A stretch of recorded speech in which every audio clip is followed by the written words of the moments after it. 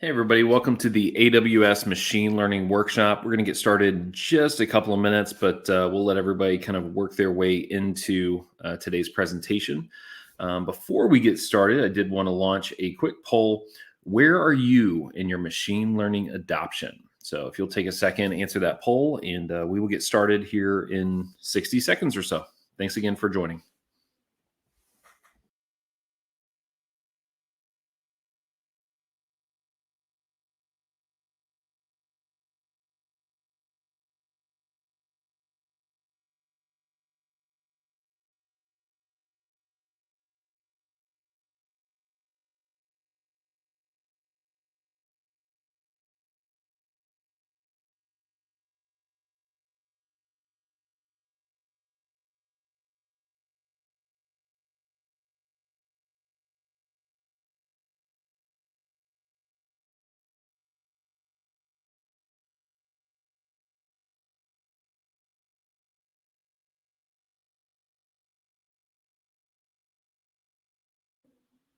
All right. Thank you, everybody, for answering the poll. Looks like the majority of you are already using machine learning. And so this is just an educational piece. Fantastic. Great to know that we've got some experience here. Certainly, if you have more advanced questions, we've got some great talent to help you in the chat. But without further ado, I'll go ahead and get us started. Welcome to the AWS Machine Learning Workshop with featuring ClearScale. I am Jay Martin, essentially your host and air traffic control for the next few hours. As you likely already know, this is an interactive lab where we're going to provide an understanding and the benefits of using Sagemaker while providing hands-on experience with popular machine learning algorithms. We do recommend utilizing the chat function on the right side of your screen if you need assistance or have questions for our presenters. We have brought in a wonderful team of presenters today, including Jay Rao, a senior solutions architect from AWS, Henry Robolino, a SMB-focused solutions architect, also from Amazon Web Services, Jitendra Vaidya, solutions architect from AWS, and Kenneth Henricks, a senior solutions architect from ClearScale fame. Outside of our main presenters, we do have a collection of support staff ready to answer your questions. No question too big, no question too small. If needed, they can also directly message you in the system to provide a more private and exclusive conversation for any instance that you might consider. Before we get started, Kenneth, if you would please give a quick introduction of yourself and a quick overview of ClearScale. Sure, absolutely. Thanks a lot, Jay. Hi, guys. My name is Kenneth Henricks. I'm a senior solutions architect at ClearScale. I've been here since March, but I'm no stranger to technology. I've been involved in everything from bare metal to browser in my time. And today, what's really exciting about working for ClearScale is seeing all of the incredible business use cases that can be solved with technology. Technology has advanced so much over time. It's really exciting to see how businesses can advance and can get forward as a result of using technology to help them solve their problems. At ClearScale, our core competency is delivering best-in-class cloud solutions that can help customers increase their value proposition and also help drive differentiation strategies. We're an all-in AWS partner, and so we don't focus on being good in a bunch of clouds. We focus on being experts in AWS specifically. We've been a premier consulting partner since 2015 with AWS, and we've completed around 1,000 projects total. And all of our staff is certified or accredited in AWS in some form or fashion. In addition to that, ClearScale also has completed 11 competencies, which are really like certifications for a business. It's not just simply a badge that we can download and put on our website. It's something where we've actually gone through and proven to Amazon that we have the ability to perform these competencies with customers. And so there's real projects that we've done behind them before Amazon will sign off and give us these competencies. And so taking all these things into consideration, we're absolutely seasoned when it comes to helping deliver value on the Amazon platform. And that's what we're all about at ClearScale. Excellent. Thank you, Kenneth. Now I'm going to go ahead and pass it over to the other Jay for a quick introduction of AWS as well. Yep. Thank you, Jay. Welcome, everyone. My name is Jay Rao. I'm the Senior Solution Architect at AWS. I've been with AWS about 6.5 years now, and I've been working with customers across all the spectrum, including machine learning. AWS can help you at every stage of your ML adoption journey. And I see that a bunch of you are already using machine learning, so that's great to hear. We have the most comprehensive set of AI and ML services, infrastructure, and implementation resources. We are constantly innovating on behalf of you to deliver the broadest and deepest set of machine learning capabilities for builders of all levels of expertise. And you can see that more than 100,000 AWS customers building on 20 plus years of experience of ML at AWS or Amazon at a bigger level. You can tailor machine learning to your business needs, and we'll see some of that today by leveraging solutions that fit your requirement. And you can also get the support that you need along the way, every stage of your ML journey. We have experts such as ClearScale. We also have experts internally within AWS who can help you accelerate your ML adoption. So thank you for being here. Excellent. Thank you, Jay. All right. Well, today we have a three-pronged approach in the workshop where we're going to explore a presentation of the key benefits utilizing Sagemaker. Then we're going to step into a few hands-on labs where we're going to build, train, and deploy ML models. And finally, we're going to review a few real-world case studies of machine learning application. So without further ado, let's go ahead and get into the presentation. Jay, if you can get us started. Awesome. Yep. Thanks again. So in this first part of the sessions, we'll briefly talk about Amazon machine learning or AWS machine learning stack. Then we'll dive into how we can build, train, and deploy machine learning model using Amazon SageMaker. So without further ado, let's dive into the topic, and I'll try to keep my presentation short so you can get as much hands-on time as possible. All right, so you may have seen this AWS ML stack before, and if you notice one thing, it's constantly growing. At each layers of the stack, we're investing in removing the undifferentiated heavy lifting so your teams can move faster. At the top layer of our AI services, which allows developers to easily add intelligence to any application without needing any ML skills. The pre-trained models at this layer provides ready-made intelligence for your application and workflows. So you can do things like personalized customer experience using Amazon Personalized, forecast business metrics using Amazon Forecast, extract meaning and from documents using Amazon Textract, and comprehend, and much more. At the middle layer is our SageMaker, Amazon SageMaker platform, which provides every developer and data scientist with the ability to build, train, and deploy machine learning models at scale. It removes the complexity from each step of the machine learning workflow. So you can easily deploy your machine learning use cases, anything from predictive maintenance to computer vision to predicting customer behavior. And this is the layer we'll focus the most in this particular session or workshop today. And to finish the stack, at the bottom layer, expert practitioner can develop on frameworks of their choice as a managed experience, either in Amazon SageMaker, or they can use AWS Deep Learning AMIs, which are fully configured with the latest version of the most popular deep learning frameworks and tools. All right, so as I mentioned on the last slide, we'll focus more on the SageMaker service today. And SageMaker is a service with a lot of different features and capabilities in it. We typically talk about those capabilities falling into four categories: data preparation, the model build phase, training and tuning, and lastly, the deployment of management, or in other words, hosting. These four categories really address the needs of an ML builder when dealing with each stage of the model's lifecycle. In this session, we'll focus more on the three categories to the right, but SageMaker has a number of features which can help you prepare data, including SageMaker Ground Truth to label the data, SageMaker Data Wrangler with over 300 built-in data transformation. So you can quickly normalize, transform, and combine features without having to write any single line of code. All right, so let's talk about building an ML model with SageMaker. So you have a few options here, and we put them in three categories at a high level. You can use the built-in algorithm. So SageMaker supports the most popular ML frameworks through pre-built containers and has taken an extra step to optimize them to work especially well with AWS compute and network infrastructure.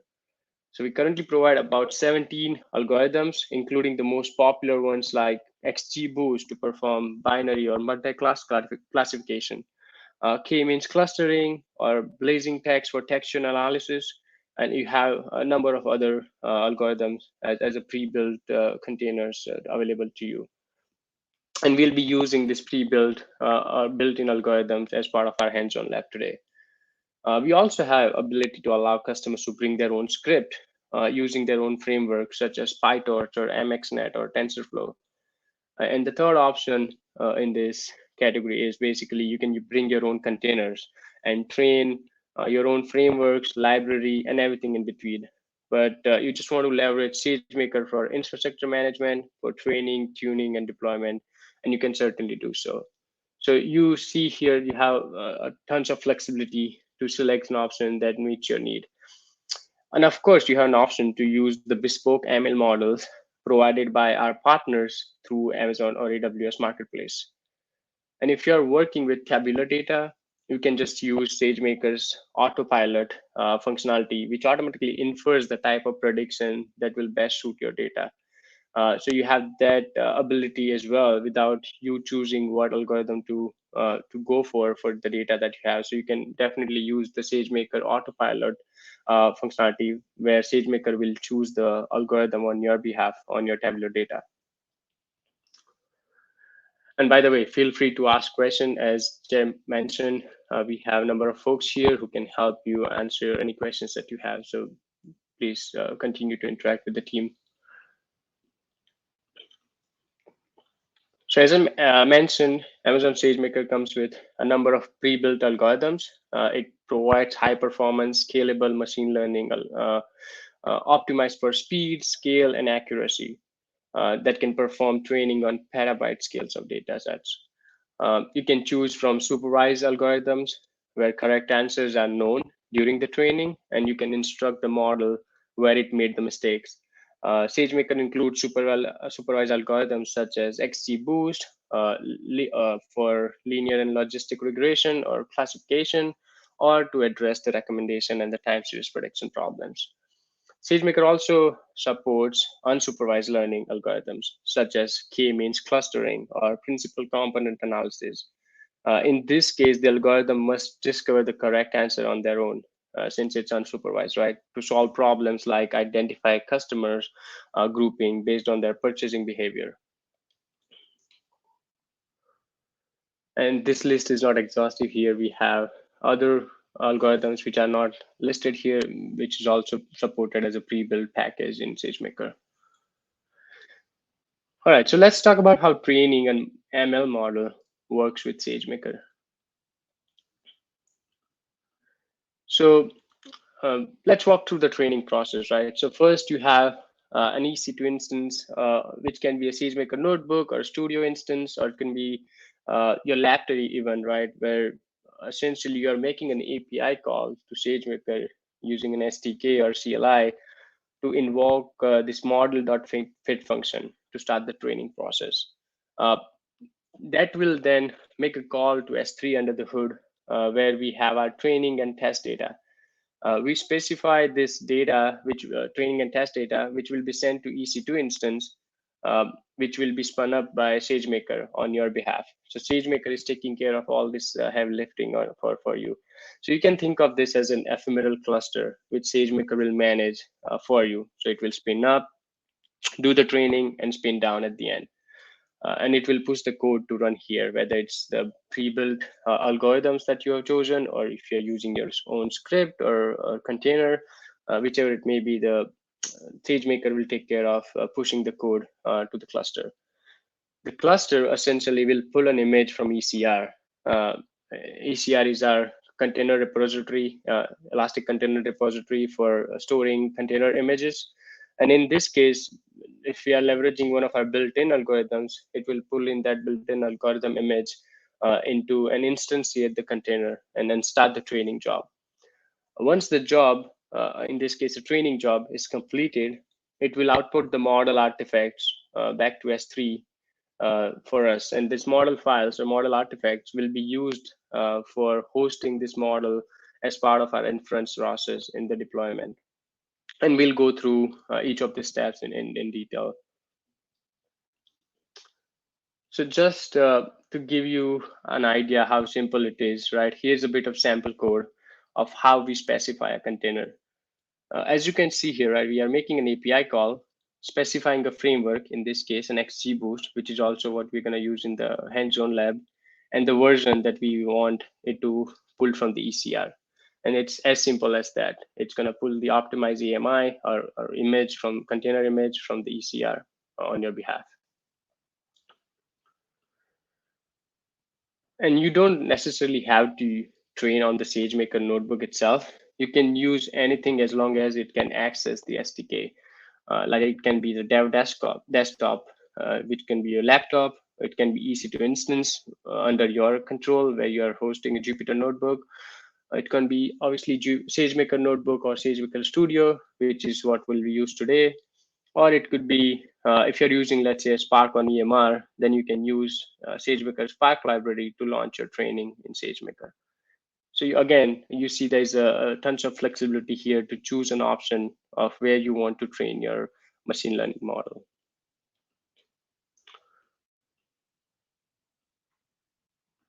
So here's what the end-to-end flow would look like. You are creating an estimator, which is essentially a high-level interface for Sagemaker training. Then we invoke this fit function that I was referring to earlier to start the training. The output of the training is the model artifact. And then you use that model artifact and call the deploy method to host that model for the inference. And finally, once that model has been hosted, you can use the predict method to invoke or inference to make an inference from the model that you have trained. Again, just a bit of sample code here of how you can use the built-in algorithm to instantiate training. And as you can see, it's fairly simple and only a few lines of code. We are creating the estimator for the job. We specify the built-in algorithms we want to use. In this case, it's showing linear learner, but it could be XGBoost or any other algorithms that we provide. We specify the instance count and type, and then we specify the output location, basically the S3 location where we want the model artifacts to be delivered or to stored. And then we specify the hyperparameters for the ML model. And we'll talk about the hyperparameters in upcoming slides, but basically that will specify how our machine learning model would work and how efficient it would be. And lastly, we call that fit function, which will start the actual training on the data that you provide, the training data.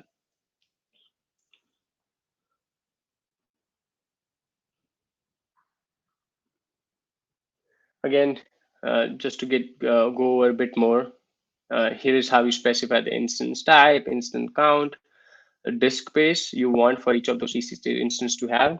And the reason for providing this disk space is when you use the S3, the data from S3, it is copied locally to the EBS volume that is attached to the EC2 instances, and which is why you need to provide that disk space.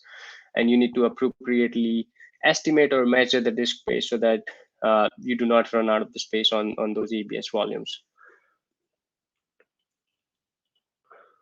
Additionally, what you provide is that container for that image that you're pulling out for the algorithm. You provide the execution role that SageMaker will assume to access the S3 location to deliver the logs to CloudWatch. So it needs to have that permission. And you, as the training is running, you can watch the logs coming into the CloudWatch, and you can monitor the status of the job. You can also watch the status of the job using SageMaker console as well, and other CLI SDKs.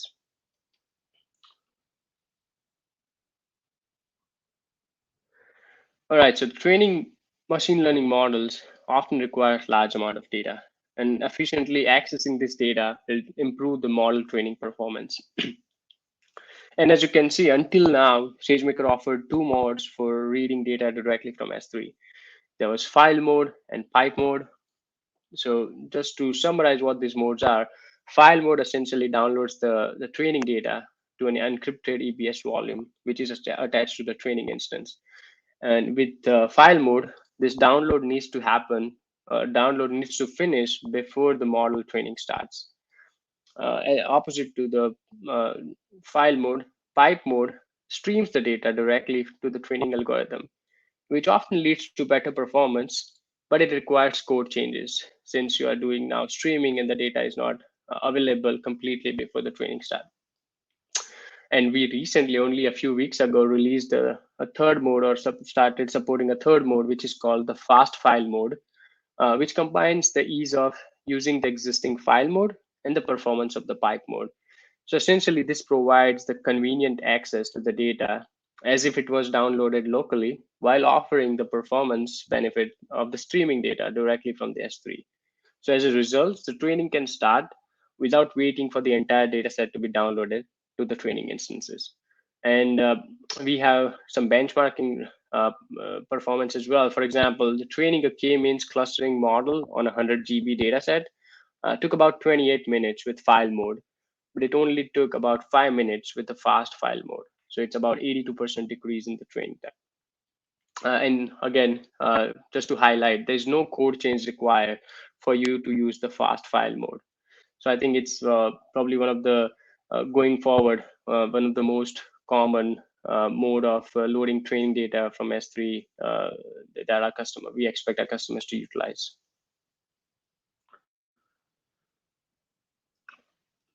As we are on the topic of the training, I also want to touch upon some feature that SageMaker provides, which is a managed spot training.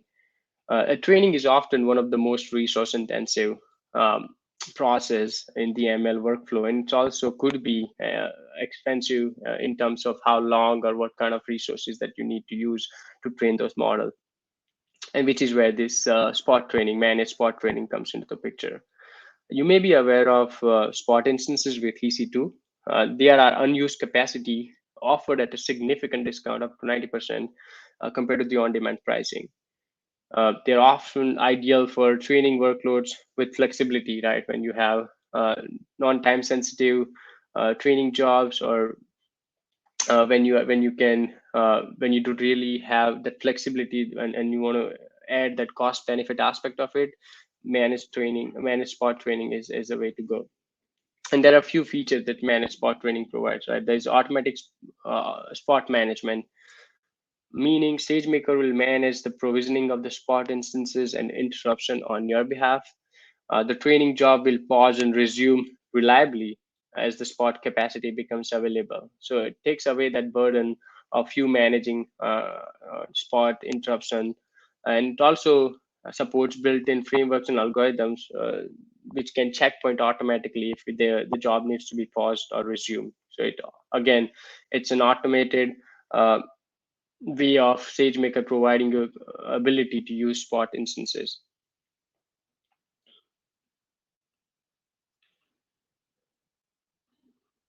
All right, so in summary, every model that you train within SageMaker, a SageMaker will spin up a cluster and then spin it back down at the end of the training. As it will spin it down, you're only getting charged for the number of seconds that SageMaker used those instances to train the model. So again, with our AWS methodology of pay-as-you-go pricing, this is where it fits. You're only charged for the number of seconds that you're using those instances to train the model. And the cluster will come down automatically, and you will not charge for those instances after that. So again, this model training aspect that SageMaker provides is a managed experience. And we saw a few features like managed spot training, or this loading the data. And there are a few other features that you can utilize to train your model within SageMaker. All right, so now we have learned about training a model. Let's talk a bit about tuning. And before we talk about tuning, let's go over some basic concept to understand the problem that tuning solves. You may have seen this image or have heard of these terms called underfitting, overfitting. But when we do the machine learning, and just to summarize, right, when we do the machine learning, we see model sometimes underfit our data, meaning they can neither model the training data well, or they they do not generalize or provide inferences of the new data. So basically, the undertraining model is very poor or simple, and then will obviously have poor performance on the training data as well as the test data. Overfitting on the opposite side is classifies very good with the data that you provide for training. So it will give you high results or high inference score or performance for the training data, but very poor results with the test or validation data. So it might not work well with the actual inference that you wanted to derive in real life.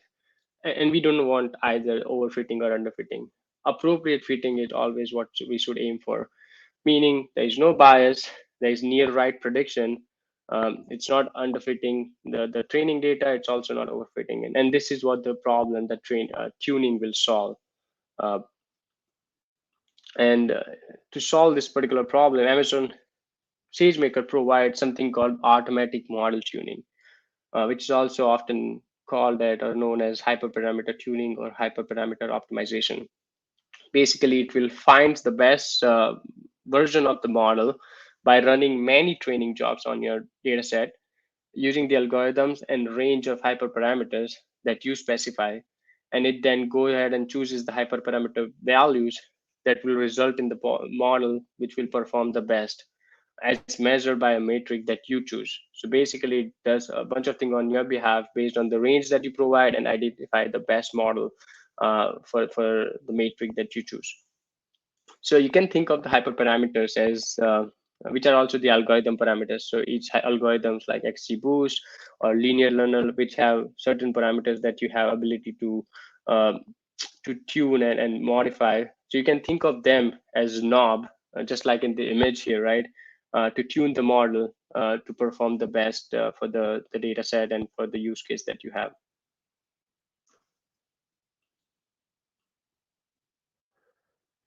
So let's just go a bit into detail how hyperparameter tuning job works in Amazon SageMaker. So again, as I mentioned, it will find the best version of a model by running many training jobs on your data set using the algorithm and the range of hyperparameters that you specify. So similar to how you saw earlier in the training, the SageMaker will spin up the cluster.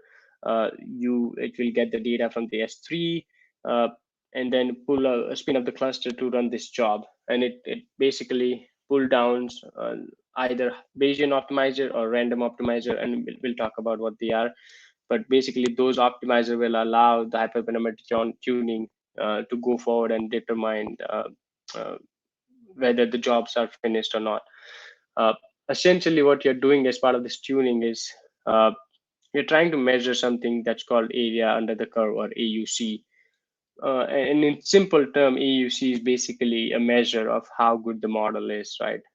So we always want to enhance the metric, the AUC. It's kind of a metric that will determine how good your model is.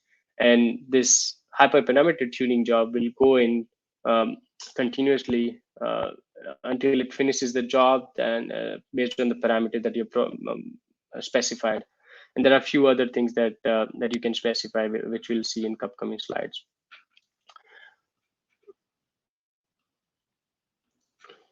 All right, so as I mentioned, right, like hyperparameter tuning, you're going to run a number of jobs, large number of jobs, and when you get to the end of it, we'll get a graph that's going to help us analyze how good the different model versions or different models that were trained as part of this tuning jobs. So down the x-axis, we have the time in seconds, and y-axis, you just have the AUC. And again, AUC is how good the model is, so that we obviously aim for the higher AUC percentage.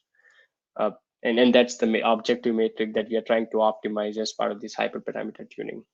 So you can see as a first period, the SageMaker is initializing 3 jobs at the same time, again, as one under the umbrella of one tuning job.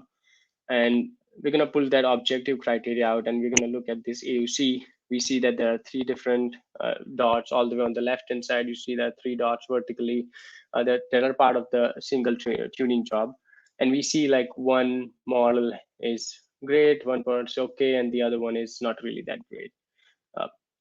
So hopefully in the next set of jobs that you see on the right side, all those combination of those three dots that we see happening as you go on the axis is on the right, uh, we are expected, hopefully we see the slightly higher performance or higher result for AUC using the Bayesian optimizer. So with Bayesian optimizer, what it basically does is it explores and maximize what it learned in the previous tuning job. And using that knowledge, it's going to be looking through the multiple areas in the hypothesis space until it finds the best model. So you can think of it, it builds up on top of what it learned on the from the previous job. So in this case, we are actually training 20 models in total, if you count, and then found ultimately the best one, which probably is in the sixth round. So as you can see, we went to the seventh round, 3 jobs each on the first 6 rounds, and the 2 jobs in the last round. And we see it. I think that the job in the round 6 probably was the model that was ultimately the best one. So let's talk about what the Bayesian optimizer and random optimizer I was referring to earlier. So on the left side, we have what we call Bayesian optimizer or Bayesian search. On the right side, we have the random search or random optimizer. And these are the two optimizers that we can use for the training, for the tuning jobs. So you have, with Bayesian optimizer, you have to wait until the entire process is finished or until the performance of your model has stopped increasing. So essentially, Bayesian optimizer is going to, like I said, it's getting intelligent in each round and build on top of that intelligence that it learned from the earlier round. And it's great. It's utilized in this Bayesian search, but it again takes time. As you can see, there are only a handful of jobs that runs at a time because you need your tuning jobs to be more intelligent and learn based on from the previous round. On the other side, you've got the random search, and random search is going to be unsurprisingly random, right? So it's randomly picking the hyperparameters. But the cool thing here is it's going to do all at the same time. So since you're not deriving the intelligence from the previous round, you can run multiple jobs at the same time using randomly picking the hyperparameters. So if you have a use case where you need to literally find the best model for your data, and you have, let's say, 10 minutes to do it, right? You can just use the random optimizer or random search, and then can train your model, multiple set of models within that 10 minutes you have. And you can probably test out 50 different hyperparameter settings. So in this scenarios, random search is going to be the method used for compared to the Bayesian. By default, the Bayesian search or the Bayesian optimizer is the default optimizer that's going to be used with Sagemaker automatic tuning.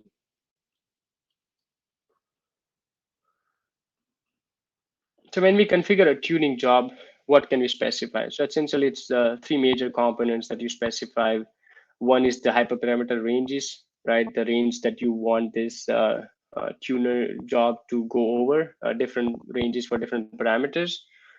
You specify the objective metric, basically the metric that you want to evaluate to determine whether the model is getting better or not, and the job specification. And the job specification essentially is the resource limits that you want this particular job to have, tuning jobs to have. So going with the same what I showed you earlier, right? You specify the hyperparameter and the ranges as you see in that first image.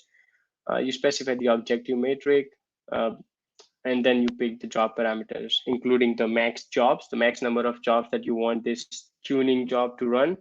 As you saw, we selected 20 here, and I also showed you that 20 jobs as max job for that Bayesian optimizer.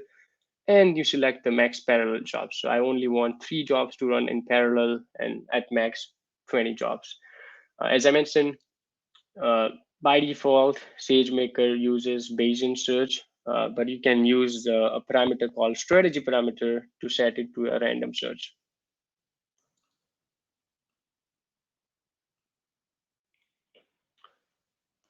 So you may be wondering, you can use the Sagemaker hyperparameter for your model or no? And the answer is yes. You can use this hyperparameter tuning for built-in algorithms, of course, but you can also use it along with when you bring your own script or container. All right, so in recap, we saw how we can build models, we saw how we can train them and then tune them to get the best performance and accurate inference out of them. Now let's see how we can host this model to make them to perform inference, which is what the objective is, right, of an ML or hosting an ML model. So there are several ways to deploy a model, and we're going to go through some details here. But you can use a real-time endpoint, meaning your model is on and you're ready to make inferences 24/7. You can access it from an API call, and you can also configure auto-scaling for it, which can scale up and down the number of inferences it can support. Like I said, I'm going to go into detail somewhat around those in an upcoming slide. But there's also a feature or a different way to deploy the model called batch transform, where you don't have endpoint hosted, where you don't have something available to make real-time inferences, but you're making inferences more in a batch manner. So you can use this batch inference job on the data that you have either getting delivered to S3 or put into S3, and then you can have the results or the inference delivered back into the S3. So it's more of a batch job or batch inference. And just how you can train the model with our container services. You can also host the models on ECS, EKS, or Fargate, or even on EC2 instances as well. And lastly, you pretty much can run and deploy the model that you have trained with Sagemaker anywhere like IoT or edge device or different platforms. So again, continuing the theme of the flexibility, Sagemaker provides again in deploying option as well, that you have number of options to select where you want to deploy a Sagemaker train model. All right, so let's talk a bit more about what happens when you host your model with real-time endpoint. So Sagemaker will deploy a model to few instances, and you select the number of instances. We'll go into detail in a slide or two. Sagemaker will manage these instances. So if these instances are not available to you to access in your EC2 console, so this is a managed experience that Sagemaker provides. You can also configure auto scaling on it, and then Sagemaker will essentially take care of load balancing the request that's coming to the endpoint that you have hosted, and then spread it across the EC2 instances that you have on the back. So this, what you see in that white box under the Sagemaker, it's everything else is managed. What you as a user or client see or interact with is just an API endpoint, and then you make the request, you get the response back. Everything else is taken care of by Sagemaker.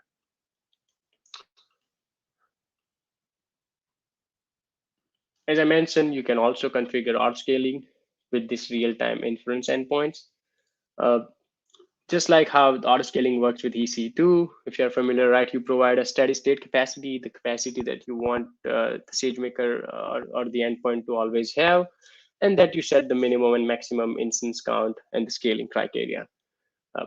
Sagemaker will automatically scales up to meet the demand and scales back down when the demand's not there. So again, provides you that significant cost saving and hands-off scaling capability.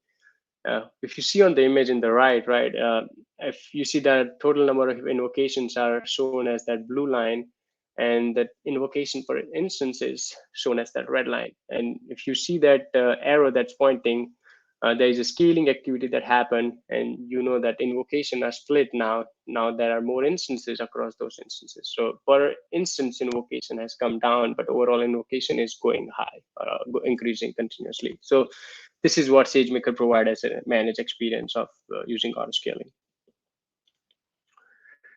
This is just a screenshot of how when you configure the auto scaling with Sagemaker real-time endpoints. This is what you do. As I mentioned, you select or configure min and max instances. You select the metric based on which Sagemaker will scale up and down. In this case, it's the target invocation or the invocations per instance. And then you also configure the cooldown period, basically, right? Just how typical auto scaling works with EC2. So again, a lot of flexibility.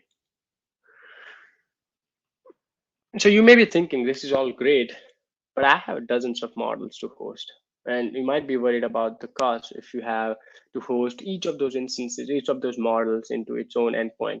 And that's where multi-model endpoint comes in. And that's our response to the challenge of deployment cost. So you can bring in multiple models to a single endpoint and reduce the cost of having to manage separate endpoints for each model. You can achieve a significant cost savings through this approach. Some customers are seeing inference cost come down by a factor of 10, which is significant. So in this example, you can see if you as a customer are hosting has 10 models to deploy or host, by default, this means 10 separate endpoints, and still very powerful to have when you have SageMaker's one-click deployment or hosting capability to host this individual 10 model. But now you can consolidate all these 10 models behind a single endpoint, and you can bring the monthly cost down from few $1,000s to few $100s. So that's one of the biggest benefit that multi-model endpoints provides, and this would work for hundreds or even thousands of models.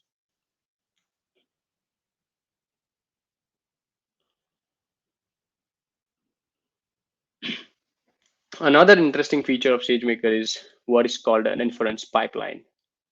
You can deploy a SageMaker model that is composed of multiple containers as a linear sequence. And we support up to 5 containers, and this could be any combination of pre-trained built-in algorithms as well as any custom algorithms or containers that you're bringing in.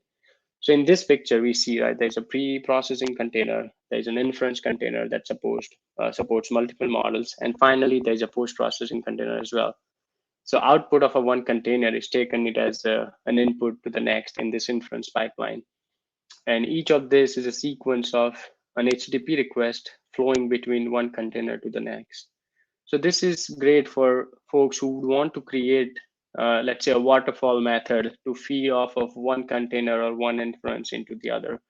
If you have a use case where you have to make few inferences based on the previous inferences, right? So you can build this using the inference pipeline feature that SageMaker provides.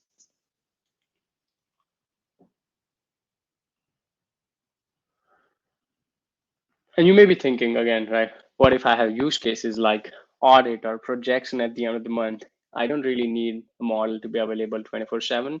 I only need it for a period of time, every month, every quarter, every 6 months or a year, right? Like processing reviews or ratings of the customer or doing some auditing jobs. And the answer is, as you see here, the batch transform.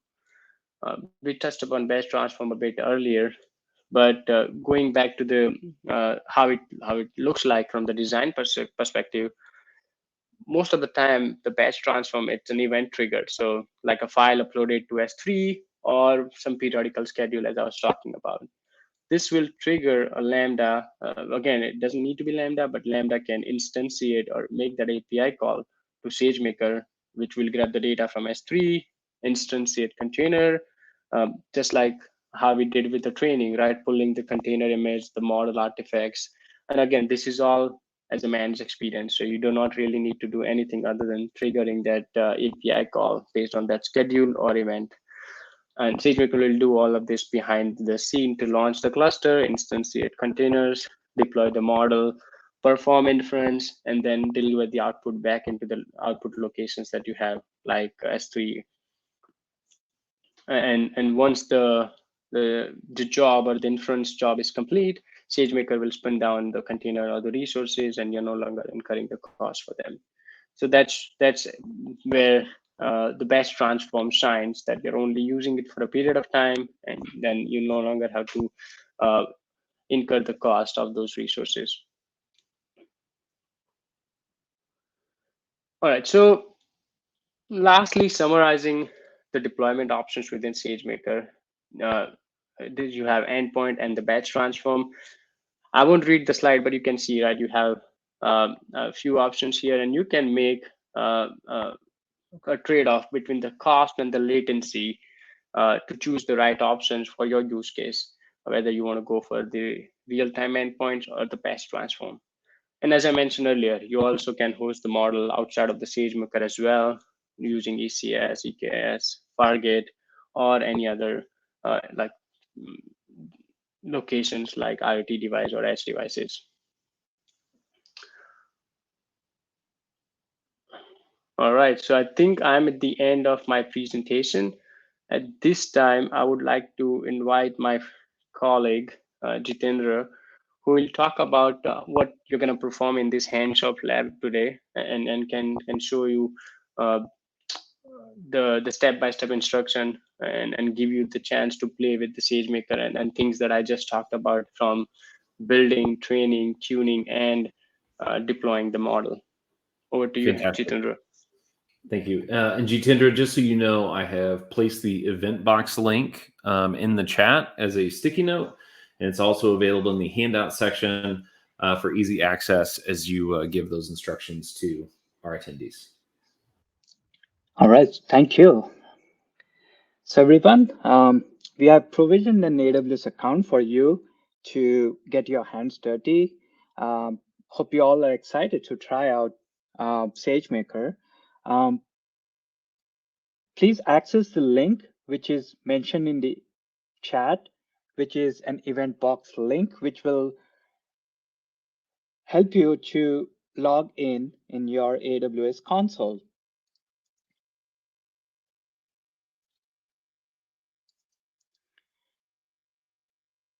Once you access that link, you will see a window where you will see a button called as Launch. Please go ahead and click on the Launch button.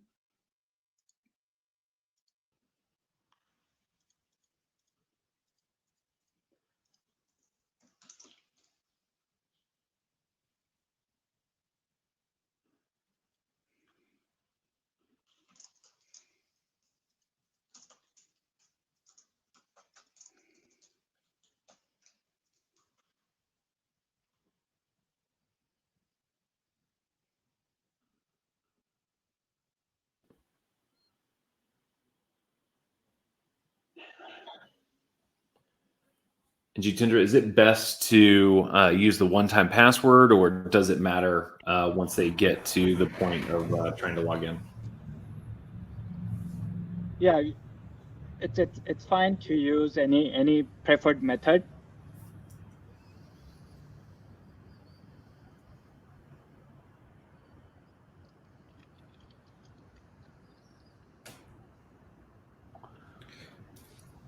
And folks, if you do get to that part, just give us a +1 on the chat to let us know you're making progress there. Or if you have if you've hit any issues, please let us know in the chat right there.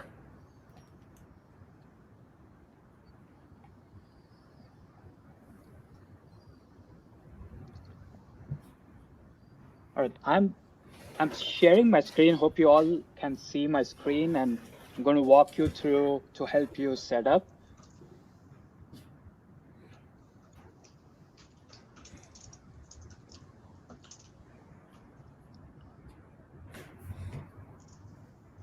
So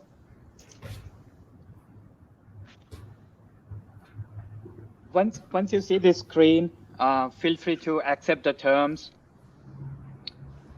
In this, as Jay mentioned, you have 3 options. Please select the email one-time password to get that one, second form of authentication to get.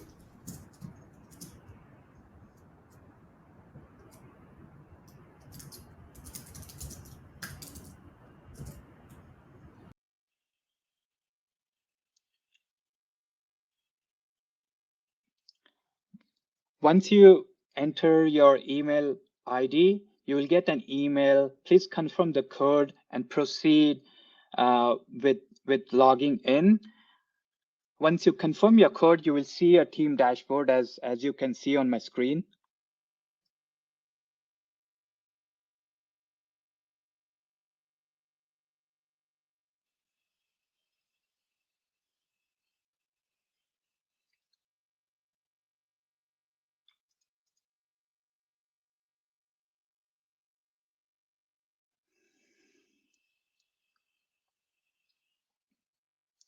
I'll give a few minutes for folks to get towards team dashboard.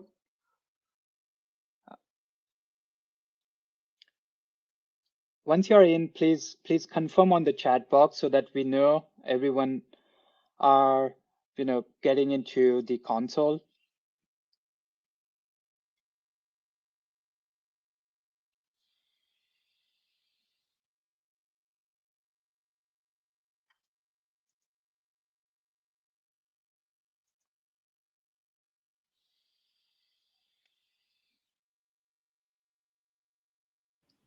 Looks like most people are sitting at the dashboard at this point. Okay. So once that, click on the AWS console.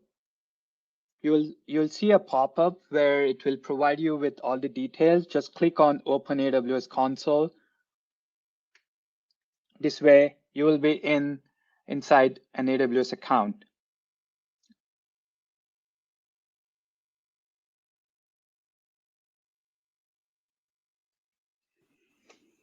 All right. So once we've reached the AWS Management Console, I'm going to go ahead and fire up a poll, just to find out where people are, if they'd like to begin the lab or if they're still trying to get logged in.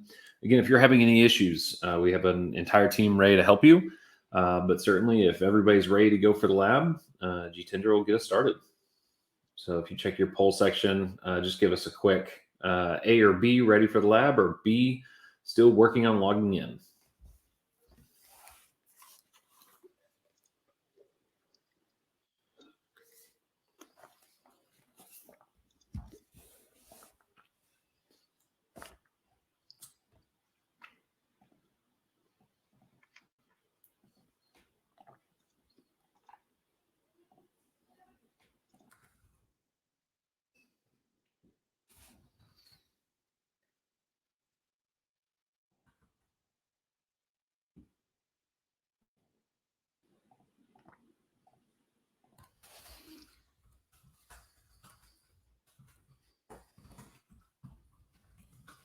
Okay, majority of you are ready for the lab. Anyone who is still working, logging in, please send us a chat and let us know if you need any assistance. Yeah, it looks like overwhelmingly most people are ready to go. So again, if you have issues, let us know. Otherwise, I have updated the sticky link to include that Sagemaker Immersion Day link, which is what's on your screen right now. You might need that for all the instructions for the labs. But Jitendra, I think you can pretty much get started. All right, so everyone, if you have access to sagemaker-immersionday.workshop.aws, please go ahead and open this link. And we'll continue with the prerequisites first.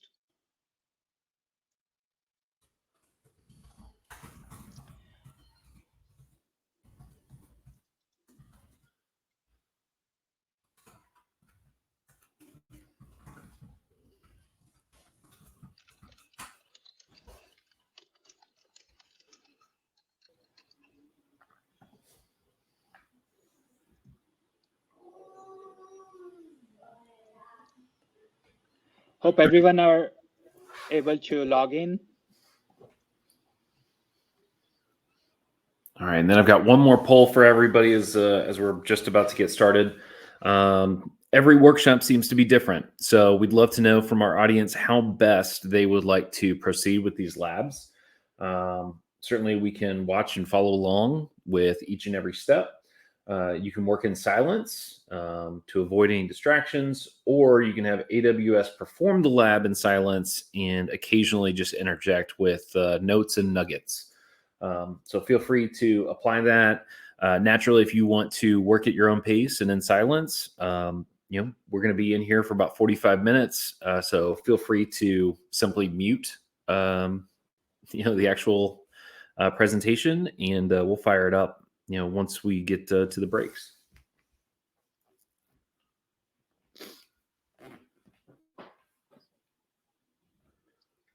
All right, Jitendra, it looks like early results are showing that the majority of people want to watch and try to follow along.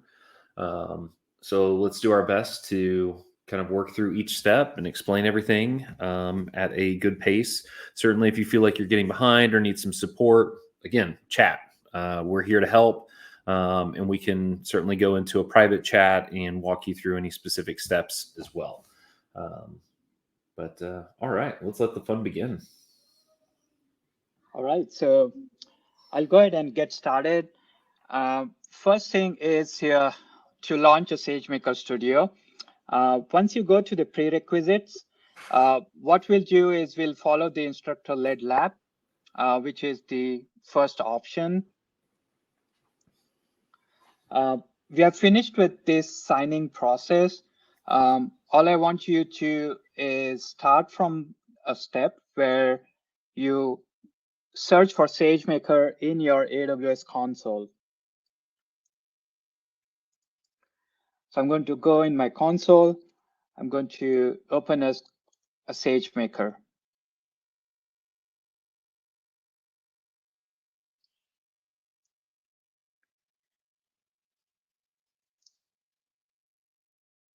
Click on the Studio option in the left navigation pane, and you should see that a Studio domain has been configured for you with the Sagemaker user added to that domain.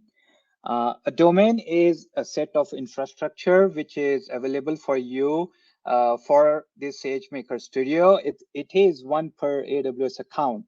So if you have multiple users in your team, you will still have one domain, and you can add multiple users who will have access to that SageMaker Studio infrastructure. For our lab purposes, we have the SageMaker user as one user. So just click on this link to open the studio, and it will spin up a SageMaker Studio for you to perform the labs. Now, SageMaker Studio is completely built on Jupyter Labs. If you're familiar with it, which is a very intuitive IDE. It's a browser-based IDE where you could perform all the machine learning activities.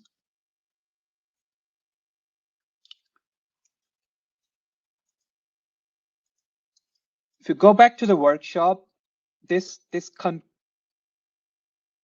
the section, if you look at the launcher, we have an option to create a notebook, but what we'll instead do is we'll open up a terminal, which will help us to clone a GitHub repository.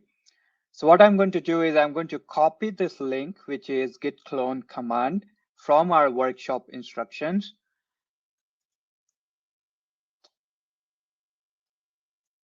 And I'm going to click to start a terminal here. Now the terminal option is available in your launcher all the way down. Go ahead and click to start a terminal.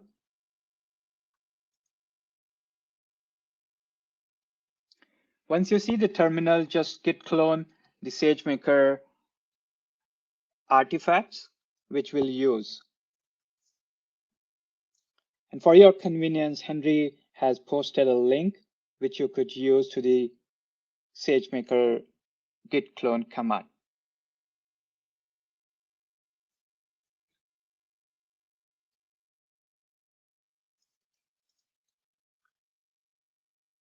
All right, this concludes our prerequisite part of our workshop. Next, we are going to move towards lab 1, which is feature engineering.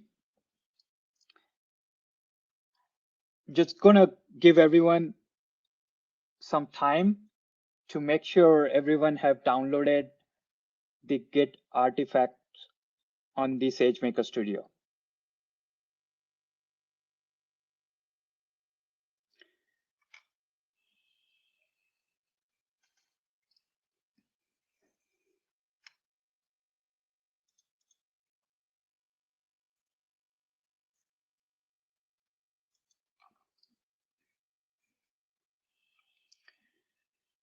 Okay, so hope everyone have cloned the GitHub repository.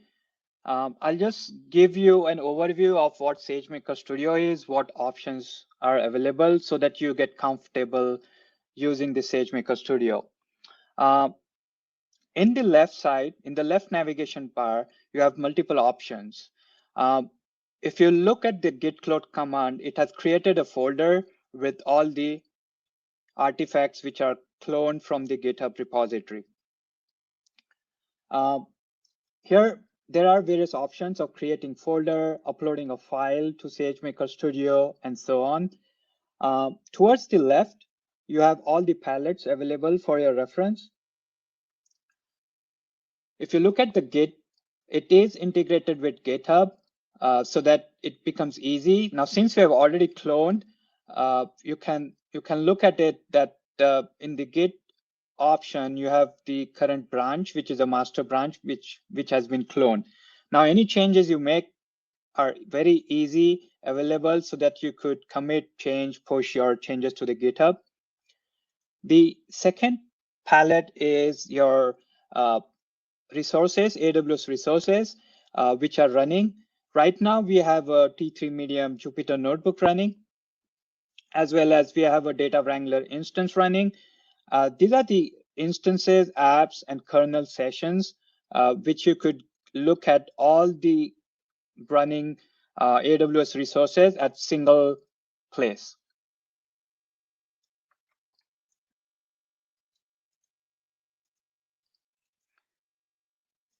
Next palette options are, these all options are available for you to configure the way the studio you want to configure. And these options are also available out here. There are different settings, what kind of theme, font size you are comfortable with. What do you want to start your kernel or restart your kernel, and so on. Now, at times you may open like hundreds of tabs, not hundreds, probably tens of tabs, and it becomes difficult to traverse between the tabs. So you have a ready option available here where you could switch on different tabs. Right now, I just have one tab open. There are some jump starts available for you. If you click on the jump start option, these are the options available for you to go ahead and get started with everything. A relevant notebook would be opened up once you click on any jumpstart solutions. There are also links to different blogs and video tutorials available. So jumpstart is more of an educational or help needed for you to get started of any of those topics. There are solutions built in as well. So if you want to jumpstart with any existing pre-configured solutions, you could use these jumpstart solutions options as well. And last but not the least is the projects, which we'll explore in our next lab. So that's a brief about Sagemaker Studio. So what I really want you to do is now, if you go back to our workshop, we are going to do a lab 1 first and lab 2. We have almost 50 minutes allocated for us to complete these 2 labs. I'll give you a brief overview of what this lab is. In any machine learning process, what we do is first, you have a business problem. In that, you first translate that business problem into a machine learning problem. Once you do that, then you gather all the data from various sources, and then you prep those data and apply some cleaning mechanisms to make sure the quality of data is what we need to process in order for our machine learning models. And then with the help of any tools, preferably Jupyter notebooks, what we do is we do data visualization, analysis of all our data. And then we perform the feature engineering. Whatever the analysis we do, based on that, we do feature engineering. Now, feature engineering is a part of a machine learning model where we kind of analyze our data to see if our data set is a balanced data set or an unbalanced data set. How do we handle any outliers, if there are any outliers, or maybe depending on what problem we choose to work with, we could apply different binning techniques or transform our data. For example, it could be categorical data, which you want to transform into numerical data. We want to make sure that we do not hit the curse of dimensionality. We want to make sure we need to input relevant features to the machine learning model and not all the features, or if there are any missing values. So these are options. What we do in the process called as feature engineering, which we'll do as part of this lab 1. So there are different ways you could do feature engineering in Sagemaker. The first one is to use the Sagemaker data wrangler and feature store. The second one is the NumPy and Pandas, which we typically use to process our data, analyze our data, or maybe use some libraries to visualize the data, which in this lab, which we are going to focus on NumPy and Pandas. And the other option is available as a Sagemaker processing. There are different machine learning users where they have different skill set. Some are really Python savvy, who really likes to work with Python scripts. And this is really helpful if they can use the Sagemaker processing to just feed in the Python script to do some feature engineering or split the data into training or validation data sets. But for our lab, we are just going to go ahead and use the second option, which is NumPy and Pandas. All right, so we are going to use this XGBoost Direct Marketing Sagemaker notebook. So if I go back to my Sagemaker Studio, if you look at the left pane here, I have this notebook right here, the second last notebook, which is XGBoost Direct Marketing Sagemaker. Just click on this notebook. What it will do is it will prompt you to select an appropriate kernel. In this section, go ahead and select the Python 3 data science kernel.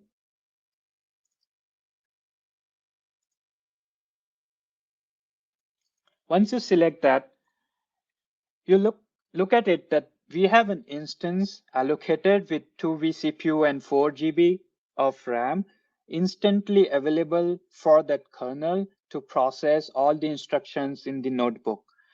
This is the beauty of Sagemaker. Depending on how much horsepower do you need for your analysis, you could select different types of instances you want here. Since we don't have a large set of data, we are going to use the same MLT3 medium, but there are different options available, which we call it as a fast instant launch.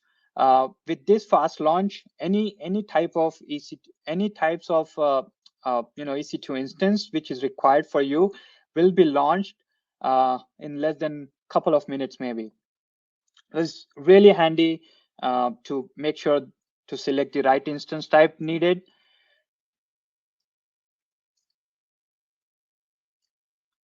Once you have this notebook open, we are going to go ahead and complete our lab one. Feel free to read all the instructions.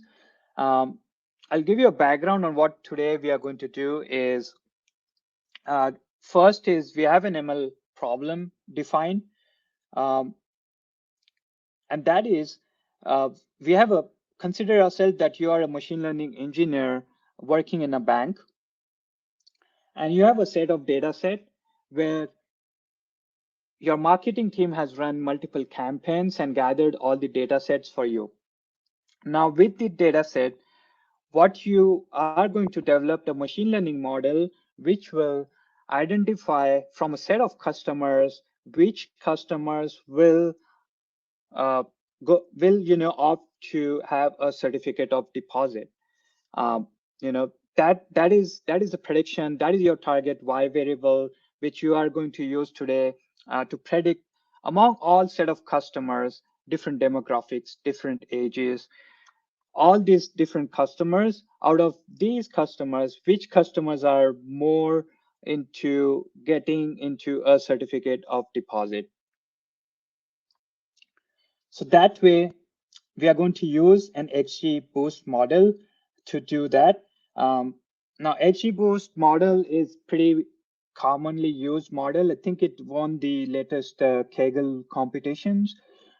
It's very much in use for any classification or regression model.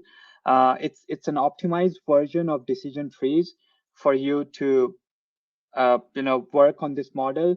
The beauty of XGBoost framework is it scales.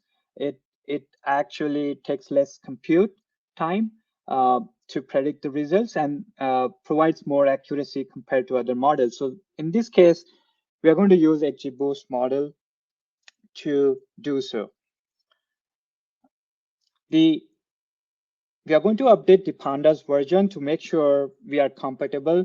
And if you include an exclamatory sign in our notebooks, it's running the actual CLI command or a command to update. And we are using Conda to manage our package repositories. So just go ahead and run this cell by clicking an icon called as play. If you see an asterisk, this asterisk means this is currently processing this cell. If you're working for the very first time in Jupyter notebooks, these are really basics to kind of get familiar with Jupyter notebooks.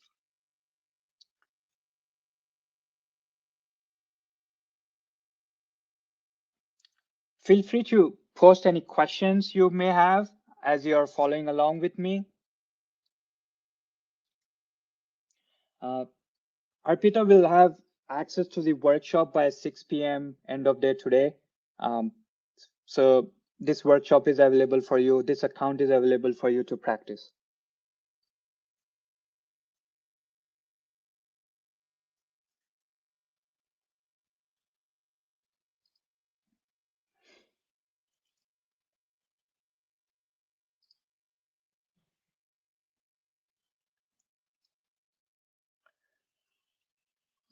The next set of instruction is. Hey, Jitendra, real quick. Yes. I think there's a question from Daniel on to how you went to that tab. So if you can just repeat that for a sec.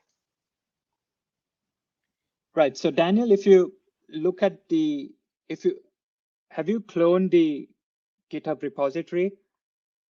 If you have cloned the GitHub repository, you will have set of files in your studio available in the left pane here. All you have to do is double click on this XGBoost Direct Marketing SageMaker notebook. It's the second last notebook available.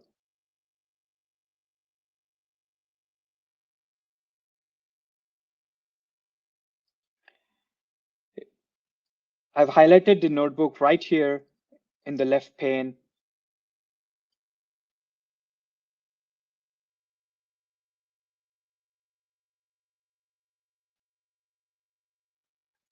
Got it. Okay.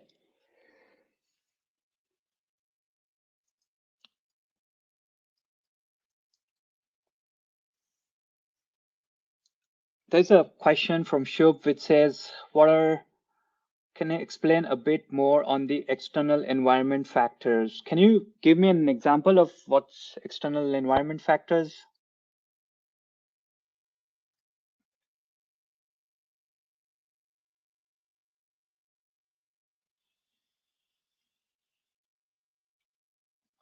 Meanwhile, we'll just go ahead with our lab. The second cell in this notebook is to use our APIs to import SageMaker session default bucket.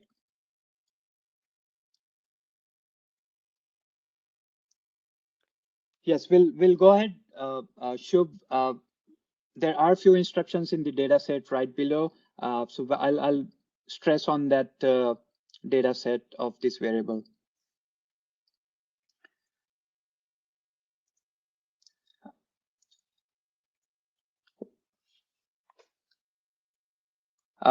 Then click on the cell 3, execute this, which will import all the necessary libraries and packages. This is the Panda version which we are using, which is 1.2.4. Now, next we are downloading a data set from S3, which is the direct marketing bank addition data set.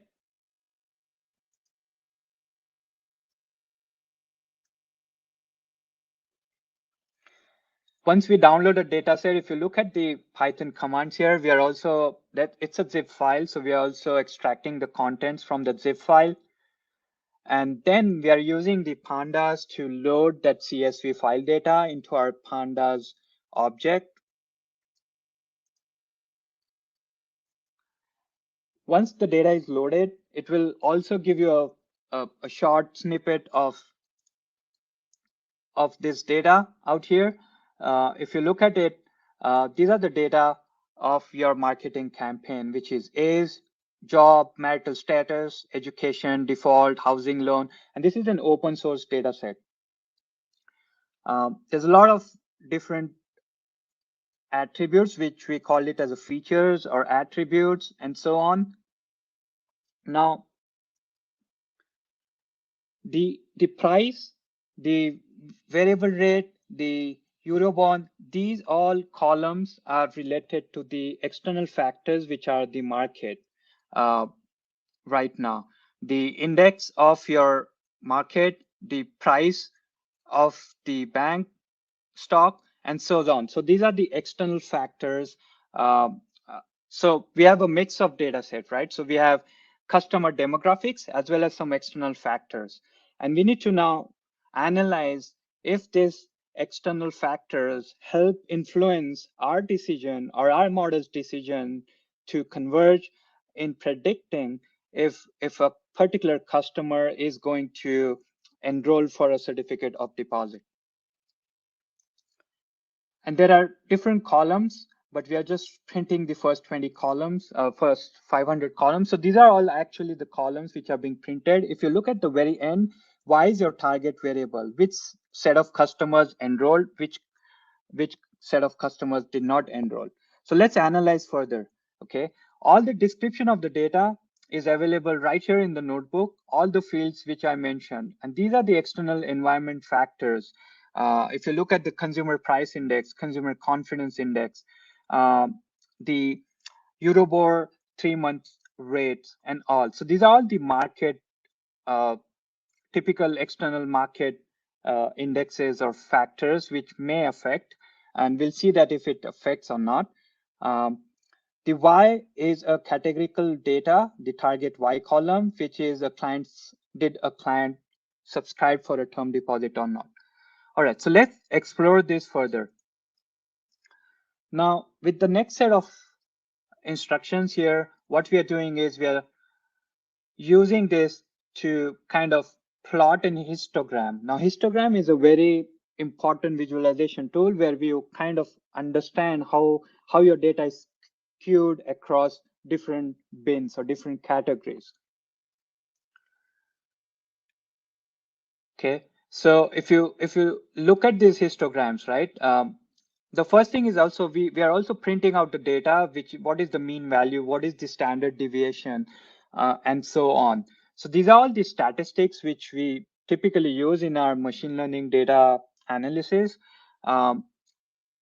Really important to see if there are any missing values through this method. But histogram will really give you an idea of how your data is distributed or skewed across different bins out here. If you look at the first histogram here is, we have a set of people who are aged between 20 and 60, majority between 20 and 40. So this gives you an idea of how dispersed our data set is.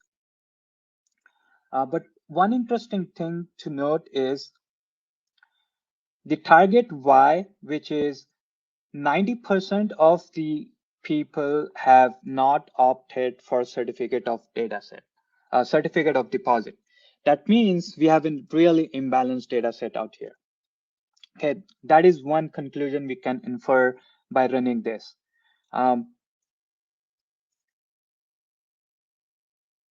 Feel free to read these instructions to get more insights into what kind of data is available. What are the things you would really look for when analyzing your data set?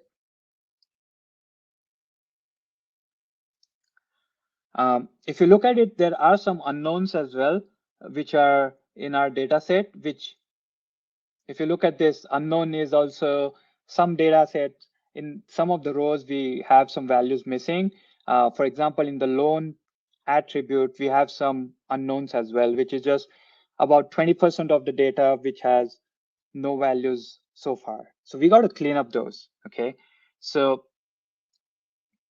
the next set, which is the cell 8, let's run those to look at the features, how they relate to the target variable, right? So if you look at the admin or a blue collar.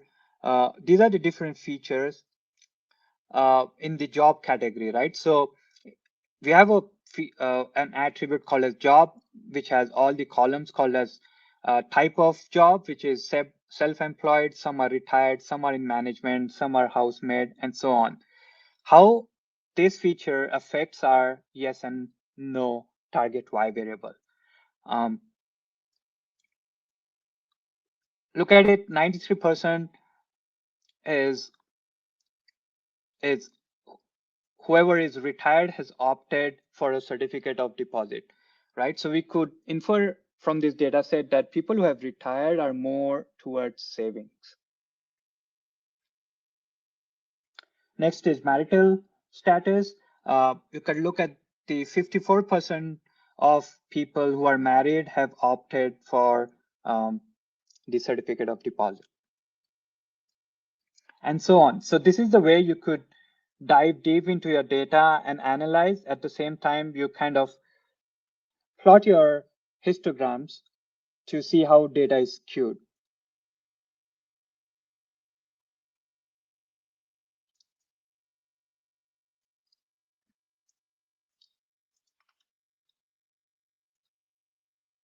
In this cell 9, what we do is we use our next technique, which is called as correlation.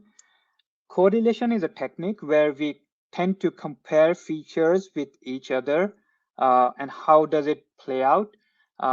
It's really an important technique where you want to see which feature is important. Some with negative correlation, some are with high positive correlation. So essentially, you could see that relationship between features is nonlinear and discrete in many cases. And these are, wide range of features available out here. This is again one of the techniques. We have also plotted the histogram, or we call it as a scatter matrix in this case, to give you an idea of how features are correlated with each other.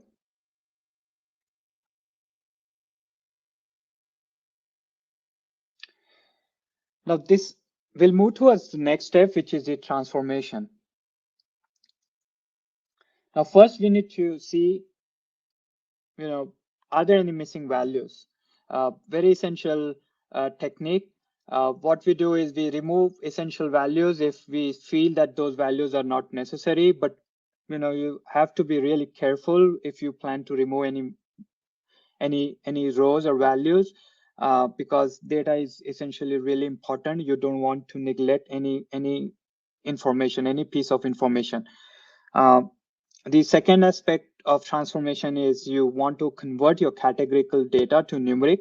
And to do that, there's a very common method called as one-hot encoding, which actually each feature maps to a very distinct value for that column. And we are doing that so right here in our cell number 10, where we have job categories as student, retired, unemployment, and so on. So we are assigning a numeric value for each of those categories mentioned in this cell.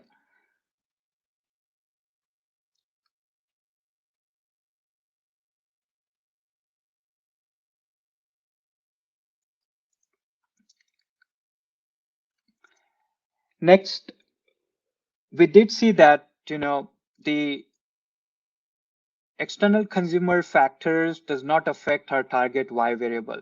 So that's why we tend to drop those from our data set.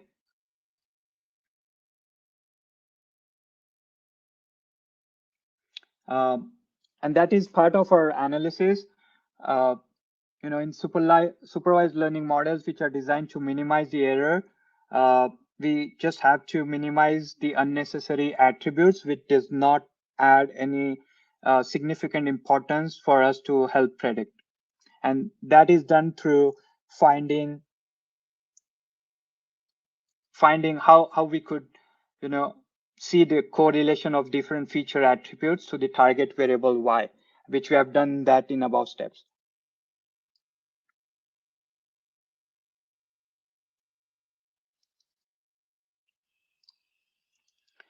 So we are going to go ahead and drop this column. Once we have dropped this column, now what we are going to do is, out of this transformation, what we have done so far is we have converted our numerical data to categorical data to numeric data. We have dropped unnecessary features which does not influence our decision. The next step is we are going to split our data set into 70-30 ratio in training and validation and test data set.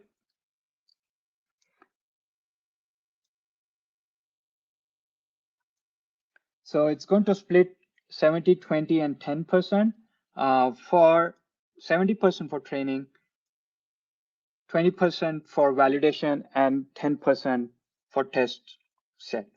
Now, don't get confused between validation and test set here. Validation is the data which we tend to evaluate the performance of our model once the training is completed. So that is an unseen data for your model to evaluate the performance.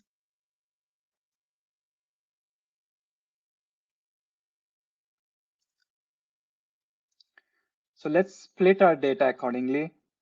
Once we split our data, we are going to separate out the last column, which is the target Y column. So click on the cell number 13. And then we are going to upload those in our S3 buckets.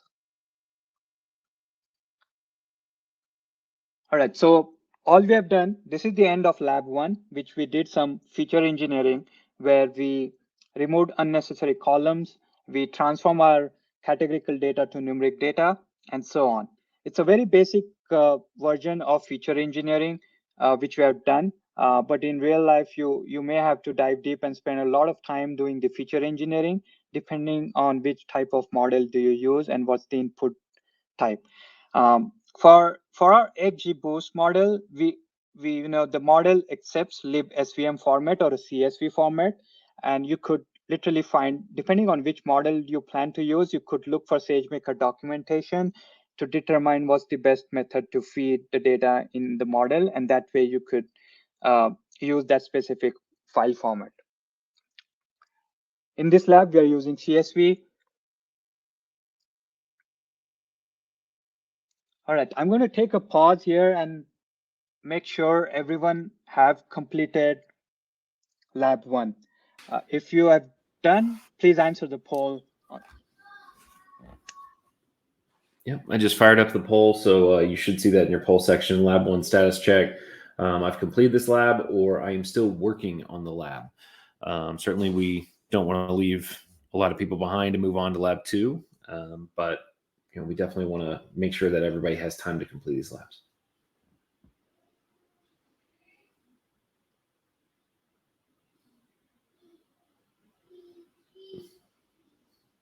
Excellent. Early results look like everybody has completed the lab. So I guess great work by you, Jitendra.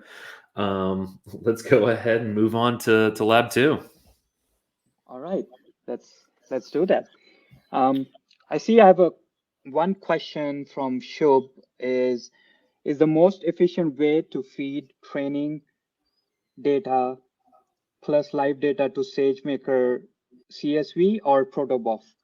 Now it all depends on, the world famous answer is it depends.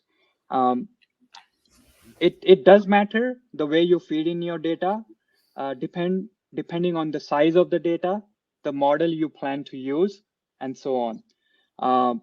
So really critical to choose the right option. Some algorithms which you plan to use accepts data into particular format. There will be some flexibility, like in our case, we are using XGBoost. We had flexibility of using 2 different formats. That is also one consideration you may have to consider.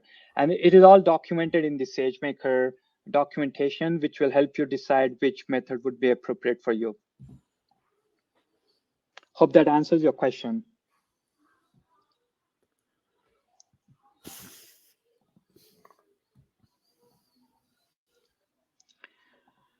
All right, so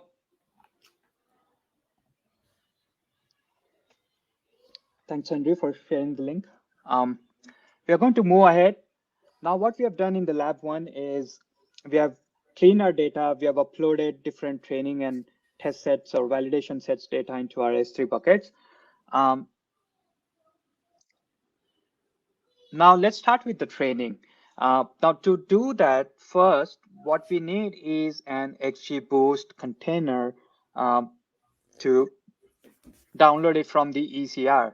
And by doing that, as Jay explained in his presentation, what we do is we specify a framework, XGBoost, and the version is set to latest. From your current session, it will automatically fetch the region name from this API call. And we are using the image retrieval API to download that container.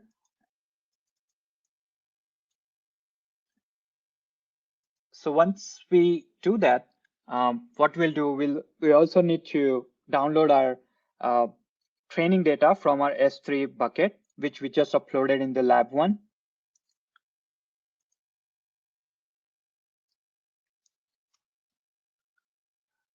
So we have downloaded that training data and validation data locally on our notebook here. So we have downloaded these container as well for XGBoost. Now, this is a really important step which you need to perform, which is cell number 17. Okay, you need to create an estimator. Now, estimator is just an object to that container. What you specify, the container here is an XGBoost. So you're specifying that object in your estimator. Now, this is a Sagemaker estimator, which will give you an object pointing to that container, which contains XGBoost framework or XGBoost libraries. You will also specify a role. To perform training, we are not going to train our model in this Jupyter notebook. But what we are essentially doing is we are specifying an instance type to spin off a training job for us on an M4 XLarge instance. The output of that model will be uploaded. The model itself will be uploaded to our S3 bucket. And we are specifying the output path here. This is what we do. So once we have that estimator, which we have XGB, and now the second thing is before you start training, you need to set some hyperparameters. Now, XGBoost is a gradient boosting decision trees. Whenever you think of decision trees, the first question is, okay, decision trees are more prone to overfit at times. So how do you stop overfitting that? And to do that, you also need to plane or tune some hyperparameters around it. The first hyperparameter is max depth, which essentially allows you to prune your decision trees. Pruning is really important when you're talking about decision trees. Since we are using an XGBoost, we'll have ensemble of decision trees, right? So we also want to make sure that this is a pre-pruning parameter, meaning you control the decision trees as you are creating those decision trees. It's not the other way, which there's a different method called as post-pruning, where you tend to optimize some parameters after your decision tree is built. In this, we are setting the max depth as 5. We also are using the L1 and L2 regularization hyperparameters, which is ETA, gamma, and so on. We are also specifying the number of epochs, which is number of round as 100, and so on. So, it's essential to set these hyperparameters before you start a training job and observe the accuracy and then play with these different hyperparameters to train your different models to get the, you could evaluate the performance of the model, which we'll see in a bit. But just before kicking in a training job, all you have to do is download a container of your algorithm, download the data, create an estimator object, specify an instance type, set the appropriate hyperparameters, and apply a fit method to start a training job.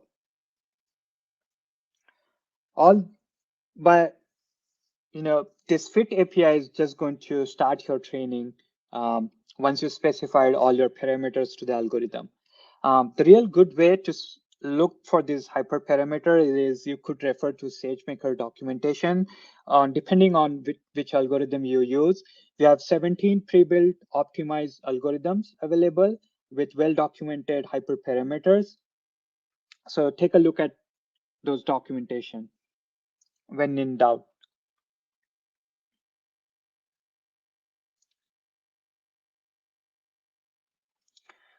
So we are going to wait for our training job to complete. Meanwhile, I'm just going to see if you have any more questions. Feel free to post that in the chat window.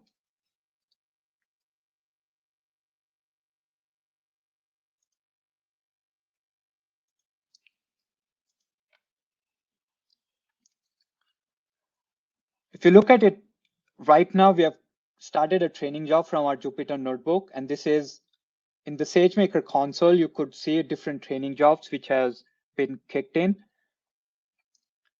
You can click on that and you will get all the details.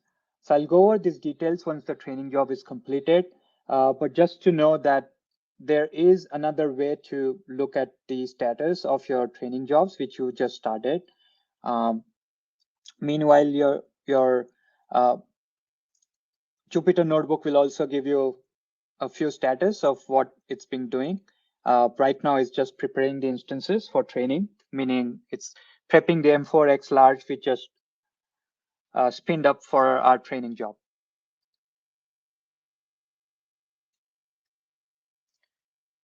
I'm going to give a couple of minutes for this to kick in.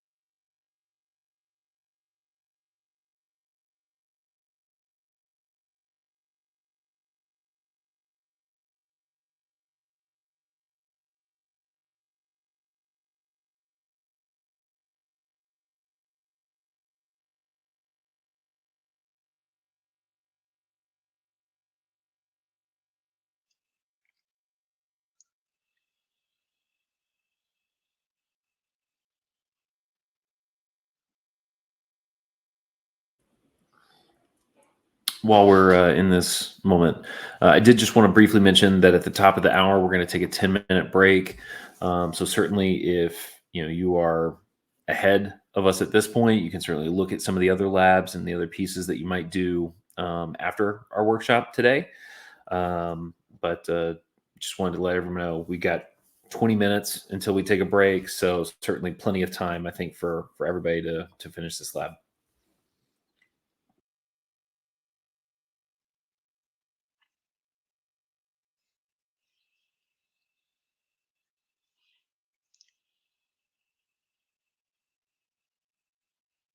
All right, so if you look at this console, as we are going through this training, it's also giving us some insights into what's going on in the training.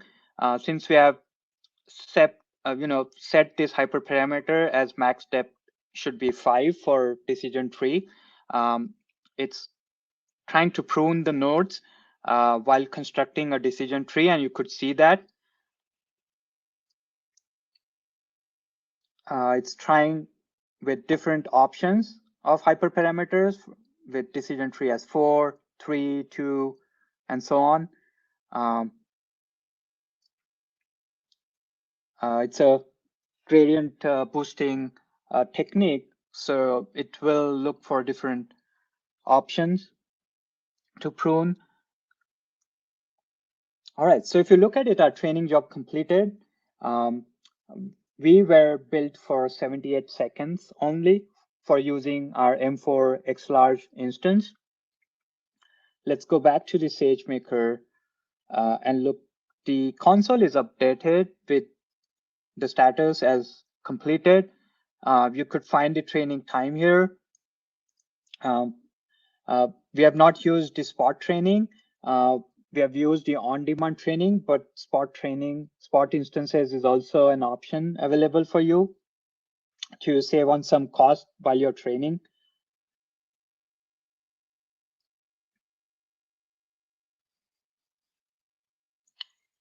These are the hyperparameters we used for training our job, and so on. So you could look at the algorithm metrics in CloudWatch.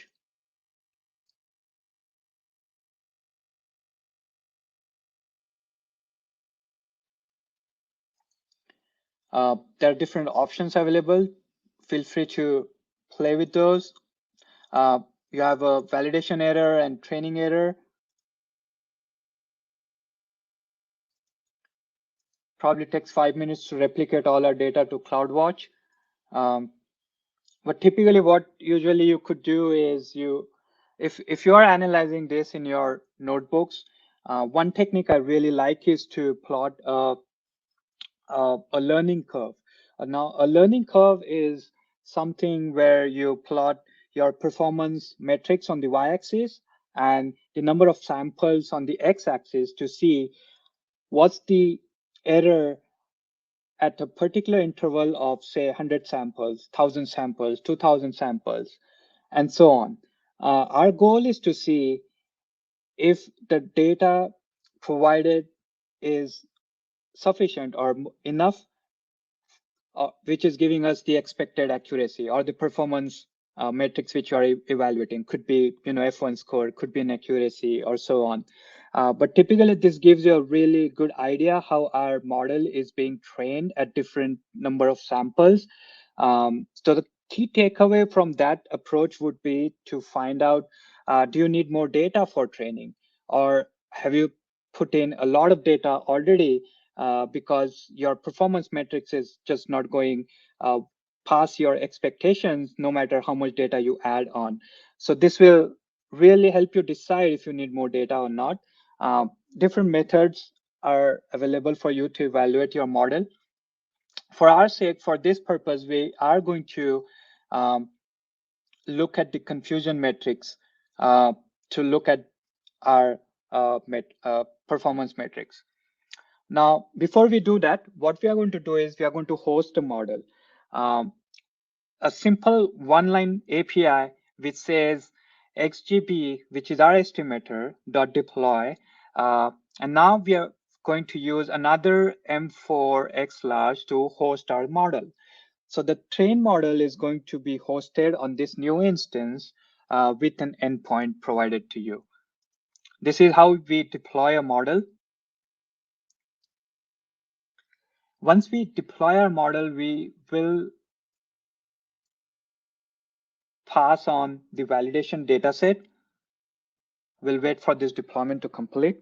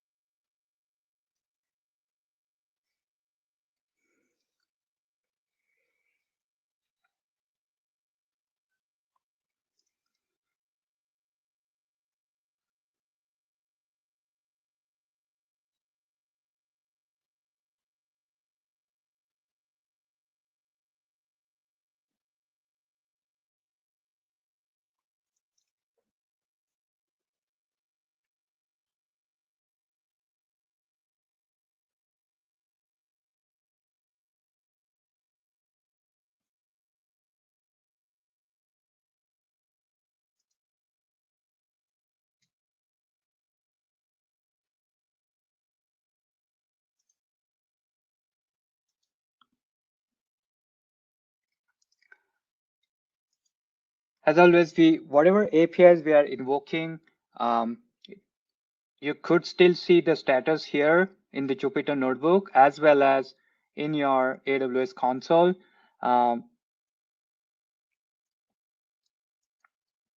It creates an endpoint configurations and a model and an endpoint to invoke inferences to that model.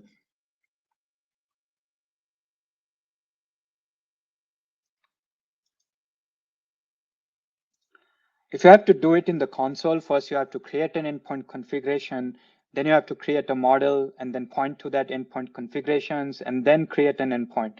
But Jupyter Notebooks makes it really simple by one single command which says .deploy.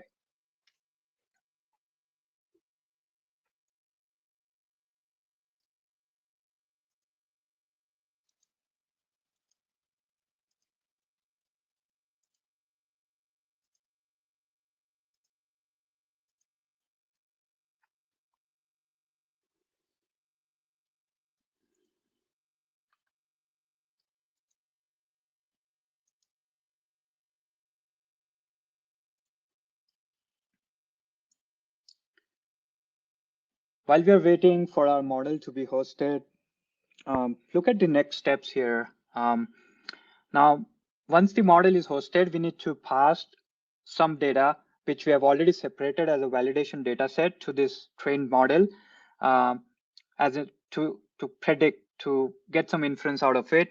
Now, the way we do is first we'll have to serialize that because all we have is a CSV file. We have to do an HTTP post request to our model for inference. Before doing that, we just need to convert this CSV into a CSV string, and that's why we invoke these serializers. And then what we do is we loop over our test data set. We create some batches of rows, and then we use those batches to feed in to the model and retrieve the predictions from those endpoints which we created. And then we collect those predictions again. Again, it's going to be a CSV string. We have to convert from a CSV output our model provides into a NumPy array in that fashion. There's a reference code here, which will do all the things for you. And then we'll have all our predictions in this object and so on. So this is the reason we do to NumPy to convert it back to 0 or 1.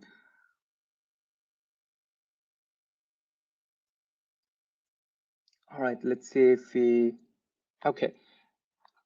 Now, if you look at it, there's no asterisks here. that means we have hosted our model, our endpoint is created. And if you look at the exclamatory sign here as an output, that means the endpoint has been created. All we are going to do is we are going to move ahead with our evaluation phase. Like I explained, run the cell 20. Now we are going to use the pandas method called as Crosstab, which will help us to create a confusion matrix. For those who don't know what confusion matrix is we are trying to see the predictions versus the actual data. If you look at the data we supplied here, we are using our test data set. And from that, we are extracting our predicted and actual values and so on. So if you look at the almost 4,000 potential customers we have 3,500 here and 382 here. There are about 382 who have already did not subscribe, and so on. So what we predicted versus what actuals are. This is what your confusion matrix gives you an idea. That's how you evaluate your model. But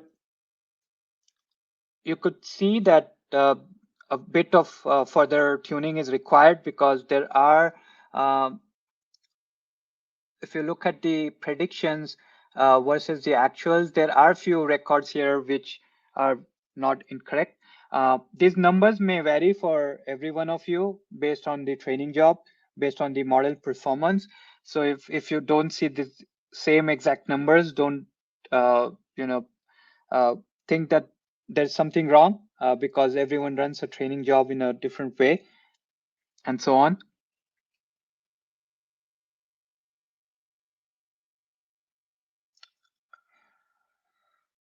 Further, you could use different methods to kind of see what's the accuracy score, the F1 score, AUC score, and so on. If that's one of your criteria to evaluate your model performance. For now, we are just going to stay or conclude our lab 2 by just looking at this confusion matrix.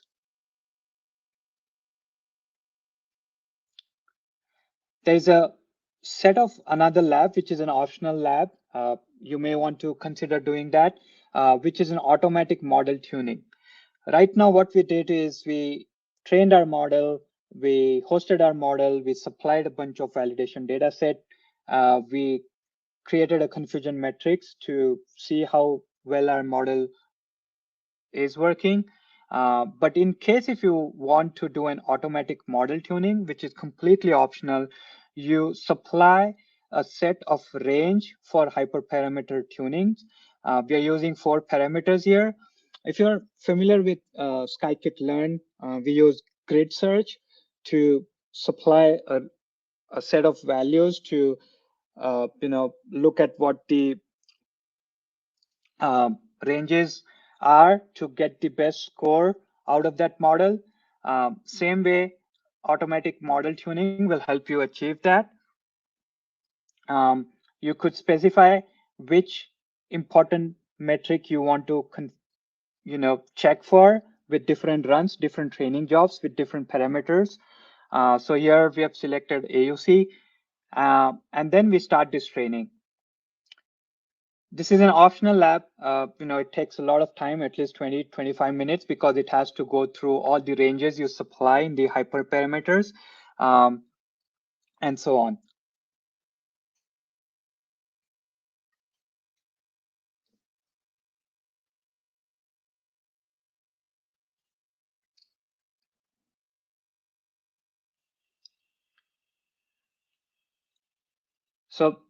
So this is a completely optional if you wish for.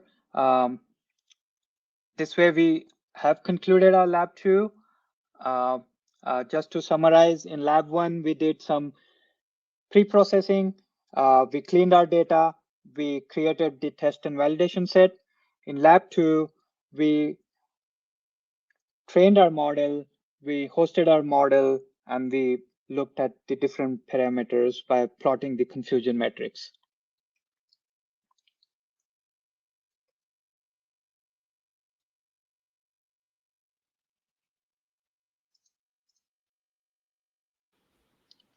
All right, looks like we still have a couple of people trying to wrap up. We're going to go ahead and let them go to the top of the hour. At that point, I'm going to go ahead and spin up our 10-minute countdown clock. So if you are already done and you want to try to go check emails or stretch your legs, you can certainly take the next 15 minutes.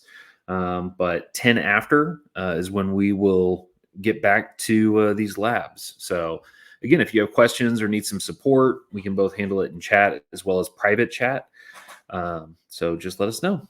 Great. All right. Thank you, everyone.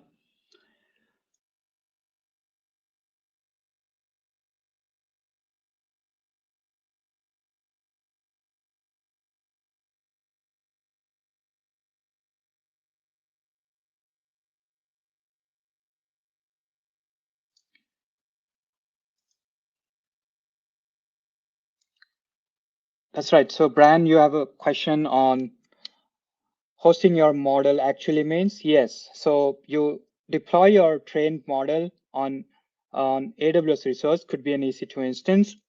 And then that model is available for you as an endpoint, preferably REST or HTTP endpoint, so that you could feed some data into that, generate an inference output from that model. That is how you access your model.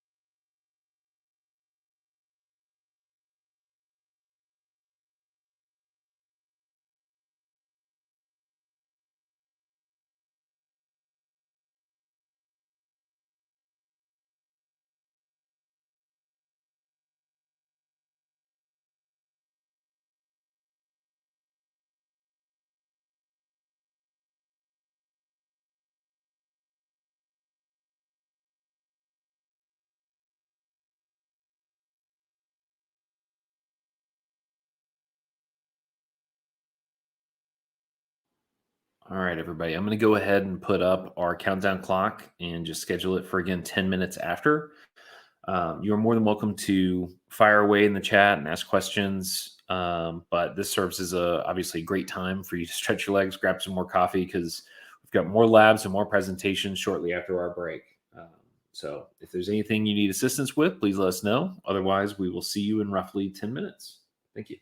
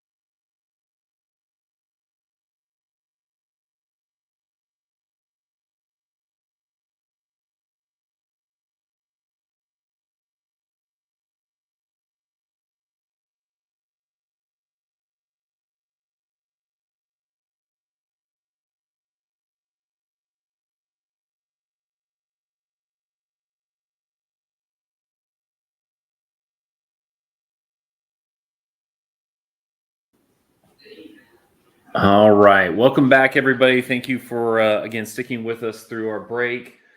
We have more wonderful presentation and some fantastic labs up ahead. Just a reminder, there is a handout section where you can download today's content. You can download today's presentation. You can book a meeting with ClearScale, as well as download a data sheet related to AI and ML. So without further ado, I will go ahead and pass it back over to the AWS team for them to begin the presentation. Henry, I believe it's all yours. Hey, thank you so much, Jay. Good afternoon, folks. My name is Henry Robolino, Solution Architect at AWS, working on machine learning with a little bit over 2 years working at AWS, but 7 years of cloud experience with multiple cloud providers. That said, today we're going to talk a little bit briefly about Sagemaker pipelines to give you a little bit of context on what Sagemaker pipelines is, what can it help you address, and then we'll follow that up with a Sagemaker pipelines lab to kind of give you a little bit of hands-on walkthrough of how you can leverage pipelines for your use cases. So that said, let's just understand a little bit about why we need pipelines. So just taking a step back, machine learning workflows can be challenging. It may seem simple at first. We have our data prep, our model training, and model deployments, but it's not as simple as these 3 categories have right here. Normally for data preparation, we have multiple steps, which involve getting our raw data, doing a bit of transformation there, splitting our data and so forth in a reliable and orchestratable way. And then from there, maybe doing some model training, but usually model training doesn't consist of just training one model. At times, scientists or ML engineers experiment with multiple models. So that means training multiple different variations of models with different forms of hyperparameters or even different data training sets. And from there, capturing the results, measuring those out, and seeing what makes sense as the best model going forward. The next step comes model deployments. In this case, this is also still not just a simple task, as one may think. This is also something where, as we deploy new models, we keep track of current models, keep track of model drift, and also as we do a little bit of A/B testing or blue-green testing, model deployment can become a little bit more difficult in managing that. So this is where we were looking at how we can solve this for us using pipelines. So that said, let's take a look at a little bit of pipelines. So pipelines is supposed to be very similar as a CI/CD service, so continuous integration, continuous deployments, but specifically focused more for machine learning. This allows you to really manage all your steps of your workflow centrally, so that way you can specify what steps of your workflow is able to create a machine learning model for you, or at least a whole machine model lifecycle. It also allows you to be able to share your workflow. So let's say you created a nice workflow, it's able to create your model for you, it's able to go through all the end-to-end testing, validation, deployment, and so forth. It might be something that you want to share with your colleagues as a way to help them expedite their model creation as well, or even have it as a template for when you work on newer projects. And going to there is we do have a couple of built-in templates so that you'll see in our lab. And as well as it allows you to be able to easily compare the templates or workflows visually. So it allows you to see what the differences are. And I like this personally because it allows you to be able to much quicker be able to see as people who are more visual learners. It's a little bit easier for me to grasp what's the difference between one workflow versus another if I visually see them versus if I go through the code, which could be hundreds of lines. So that said, let's take a little bit overview about Sagemaker pipelines and what it offers. So this is another managed service that's part of Sagemaker. It allows us to be able to really orchestrate the whole machine learning workflow lifecycle. It's where we'll get our input data, we're able to prepare our data, transform it, be able to train our model, validate that our model is great, and then be able to deploy it to a registry where we have a list of all our models that we deployed, we trained, their version numbers, and so forth, and then be able to see if we want to deploy that model to either be a real-time endpoint or if we want to leverage that for more batch inference endpoints as something that Jay covered earlier. So it gives you the flexibility to be able to choose exactly how you want to define your model training, your model building, model deployments, and as well as bringing it back so that you can continuously do this over and over as you get new ground truth data, as you get new training data from your real-time inference endpoints. So this is what it looks like in terms of the visual you'll see right here. As you can see, it's a very visual piece, but some of the supported steps are processing. So this includes doing pre-processing for your data, training your model, leveraging training jobs, conditional, so that way, depending on how your model trained, you may want to have a conditional that validates, okay, is my training up to the part that I'm comfortable with? If not, let's not proceed forward. Let's go back and maybe do a different type of data processing. Maybe alert us so let us know so that we don't continue going forward. If the training is not valuable, we don't want to spend time creating a model, deploying that model. As well as being able to add other pieces such as batch transform, create models, and register models. But as you can see here on the left side, we have multiple options here. You can easily be able to define this either through code or through the GUI. And essentially what we're trying to do is make pipelines as a code reality, something like infrastructure as code, where you can define how your pipeline looks in code. And then from there, again, you can share that with your colleagues. You can reuse that as an asset going forward. So we define each step. So we can say step 1 is, in this case, pre-process. Step 2 is train. And then we define how the pipeline is supposed to follow. And then we can execute the pipeline, see where the pipeline started, if there were any errors, what were the errors, and as well as what are their inputs, what are their outputs that each step in the pipeline is taking.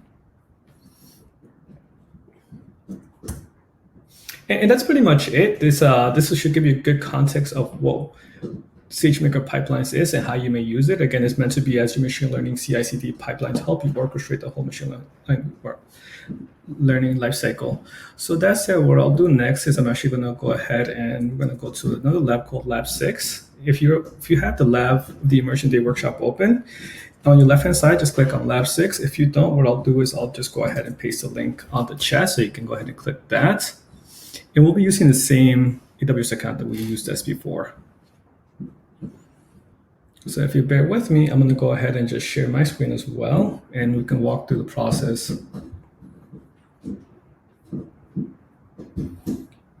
Give me 1 second, folks. I'm just going to go ahead and share my screen.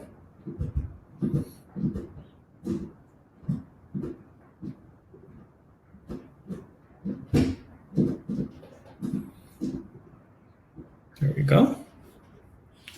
So if everybody's here, I'm just going to ask everybody to just give me a +1 if we're in the same place, if you're up to date with me, and if not, just I can wait for you folks. 1 second, Henry. You might try to share your screen one more time. It appears that it looks like we're still on the slides. Oh, no worries. Thank you for that. Sure.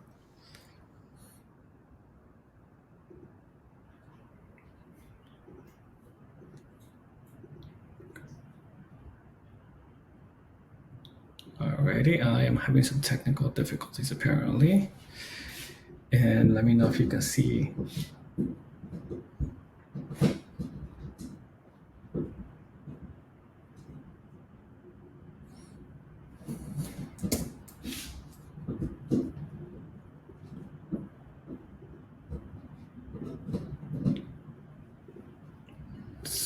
Yeah, bear with me, folks. So it's okay.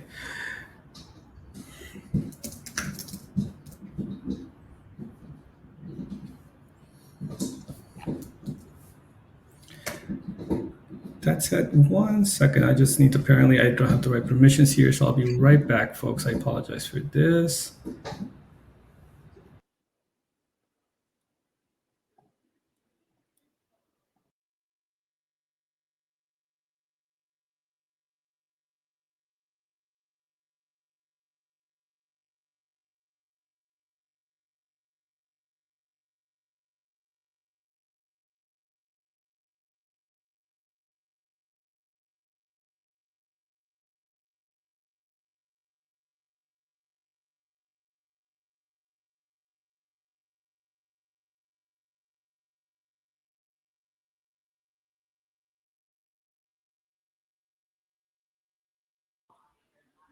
And as we're waiting for Henry to get his setup, again, we will be going through Lab 6, SageMaker pipelines. Handful of good information sitting here ready for you to kind of look through while we're waiting, but shouldn't take much longer for Henry. So just bear with us 1 second.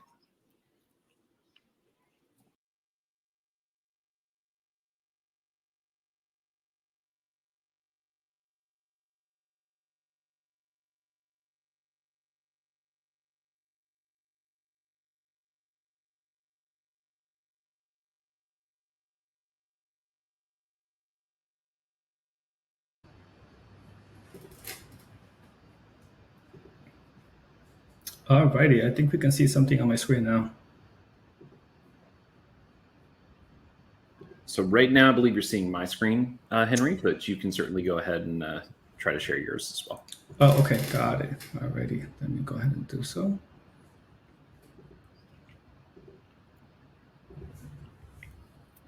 Okay. There we go. Awesome. Alrighty, folks. So on my side, I just have the studio launched open. What we'll do is we're going to go ahead and go to the left-hand side. I apologize, and click on this little icon. It looks like the triangle with 3 dots on there. You'll see we'll have a drop down here. If you have a drop down, please select just projects. In my case, it's been pre-selected. We'll go ahead and create project right here. What I want to do is I'm going to open one of the Sagemaker project templates. So this will be very similar to what you see on the lab 6 on the top. You'll see a review of a project template that's been created in which we use in Amazon's Event Bridge to trigger new model builds and model deployments. So what that means is that as soon as we make a change to our model, it will go ahead and kick off a new model train, new model data process, model train, model deploy, and so forth. So as you can see, it's more of a CI/CD process right there. In this case, I'm going to go ahead and select the following, which will be the 4th one down from this, which is going to be model building, training, and deployment. So I'm going to go ahead and select project template on the bottom right. And in my case, I'm just going to call this demo. And I'm going to click on create project on the bottom right again. So this is going to go ahead and start creating this for me. It's going to take a couple of minutes. The reason for this is that it's going to go ahead and deploy several items from you in the background, such as my code pipeline, my events bridge, my Sagemaker pipelines, and so forth. So very similar to what we see over here. So we'll go ahead and create everything for this. And what we'll do is what Sagemaker right now is doing is going ahead and deploying a CloudFormation stack that builds all of this out. So what happens is that as soon as we commit something to our Git repository inside of code commit, we'll go ahead and kick a model build inside of our code pipeline. That will go ahead and take that model build, push it through our machine learning pipeline. We'll go ahead and grab data from S3 that will be used for our training process. Once that happens, we'll go ahead and do a process. We'll go ahead and run through the process job. And once we get a nice model, we see the results, we can then go ahead and approve it through a manual gate process. And once we have that manual gate process is when we'll be able to go ahead and kick off the model deploy pipeline that will go ahead and grab our model for us, register it with our model registry, and deploy our instance to an endpoint for us. So if we go back here, let me see on my side if we have this ready or not.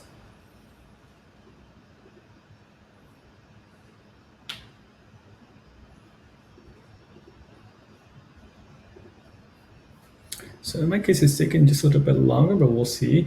And one thing is also is you can always create your own Sagemaker templates. So this means that let's say you define your own workflow, you like it, you can go ahead and make that a template. So that way it's reshareable assets with your team, with your colleagues as a way to help them get started. So you don't have to reinvent the wheel each single time, and helping you expedite as you create new models. That said, if you do have any questions, feel free to add them on the chat. I'm just waiting for this to create.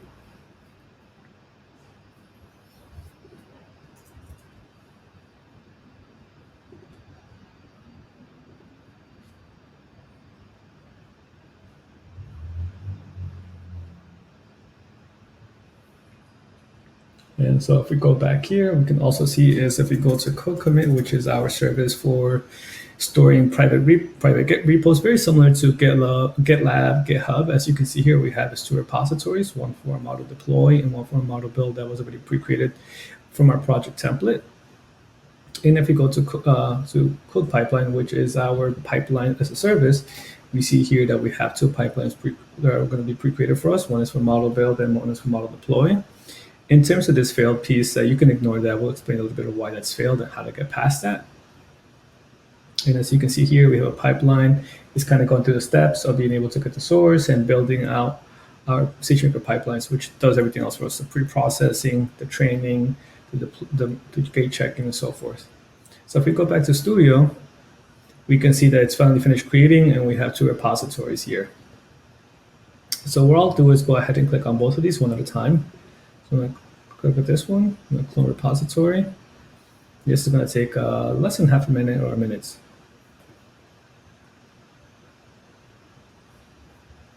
I'll do the same exact thing for the other piece.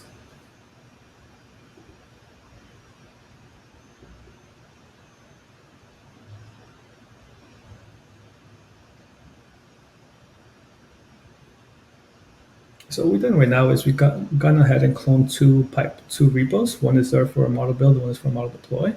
So if we go back here to our files, you can actually see we have our demo project name and as well as the two repos that we cloned.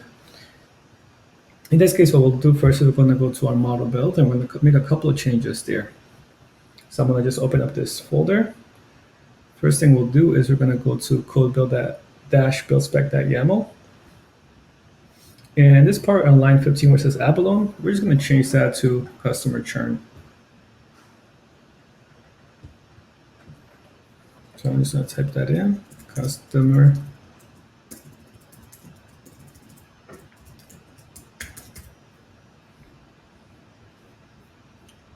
And I'm just going to do a Command S on the Mac. That will go ahead and save that for me. If you're on Windows, I believe it's just a Windows S, and it'll go ahead and save this for you.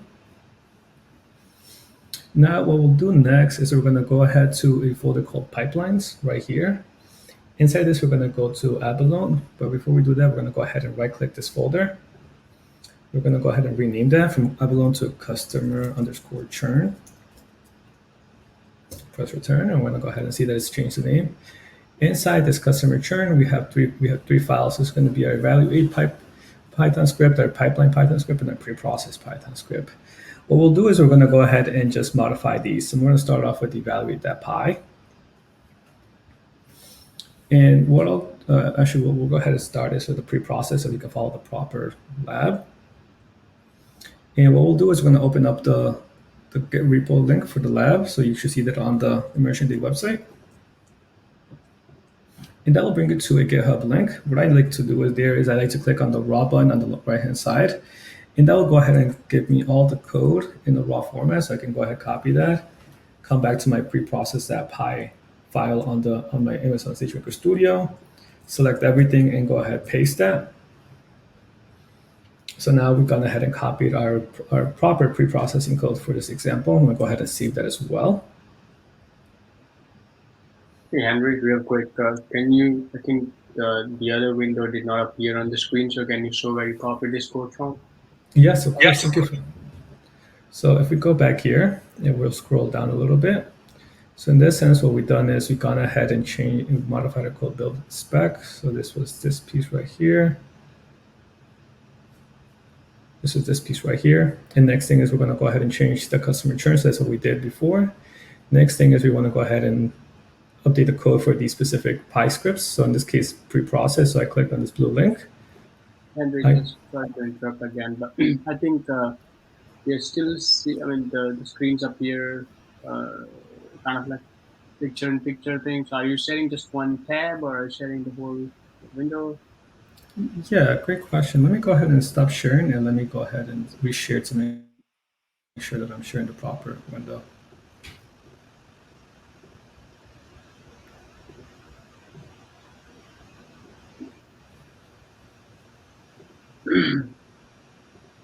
Alrighty, folks, that should be the right window right there. Yeah, we can see the workshop.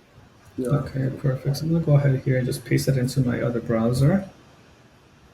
So in this case, I'm gonna scroll down. So what we've done here is we've gone through past that step. We're here at the model build repo. We have gone ahead and updated this file called code-build-buildspec-line, and we updated that from abalone to customer_churn. We've also gone ahead and renamed the folder called abalone underneath pipelines to customer_churn. For the next process, we're going to go to pre-process. I'm going to click on this link. That will go ahead and open up a GitHub link on my side. Like I said, I'm going to go ahead and click raw button right there. That will go ahead and give me all the code. Copy that piece. I'm going to go ahead and move back to SageMaker Studio, do a Control-Alt there, and just a Control-Paste and save it. As you can see now, our code is focusing on the customer churn data sets. And what we're doing here is we're specifying how we want to pre-process our data. So in this case, as you can see here, we're specifying where our data is. We're dropping a couple columns like phone, as well as dropping other several columns like international charge, night charge, e-charge, and so forth. And then we're going to go ahead and also create our data training set. So we're splitting the data sets for our training data, validation, and test data. So I'm going to go ahead and save that. I'm going to go ahead and do the same. So if we go back to our lab, we'll go ahead and do the same thing for our pipeline. So I'm going to go back to Jupyter Lab, click on the pipeline py script. I'm going to go ahead and open that. What I will go ahead is go back to my lab, click on the second link, that's for pipeline.py. Again, click on raw, select the code from right there, copy that, come back to Studio and paste it. And I'm going to go ahead and save that. Andrew, your screen is still a bit jarbled. I mean, you don't see the window switching at certain instance. I think we are only seeing a portion of the screen being changed at some times. Okay, I think I know what's happening there. It's just probably that I'm moving too fast between the tabs for the screen sharing to have it in real time. I'll slow down on that piece.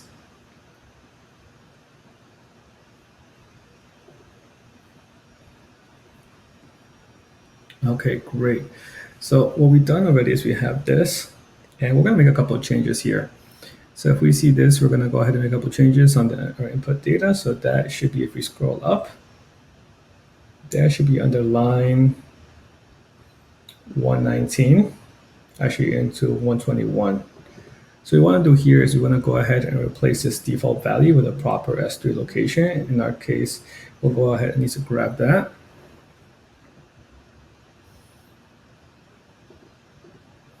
And the way to grab that is what we'll do is we're going to go ahead and open up a new notebook. So I'm going to go to Launcher if you have that open. If not, what you can also do is go to File, click on New, and click on Notebook.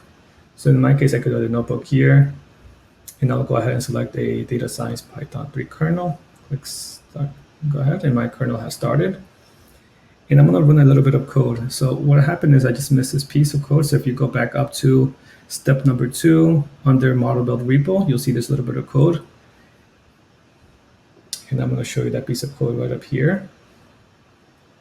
So we're going to take this piece of code. If you click on the button on the right-hand side, it's going to be copied to your clipboard. Once we have that, we're going to go ahead and move back to our studio. We're going to go back to our new notebook we created. We're going to go ahead and paste this code. And if you do a shift return, it's going to run this cell for us. And we'll have a new S3 location. So we're going to go ahead and copy that S3 file location. Once I have this, I'm going to return back to my pipeline.py script. On line 121, I'm going to go ahead and replace this piece of text right here and paste the S3 location I've copied from before. I'm just going to backpaste so that everything looks nice. I'm going to go ahead and do a control save right there.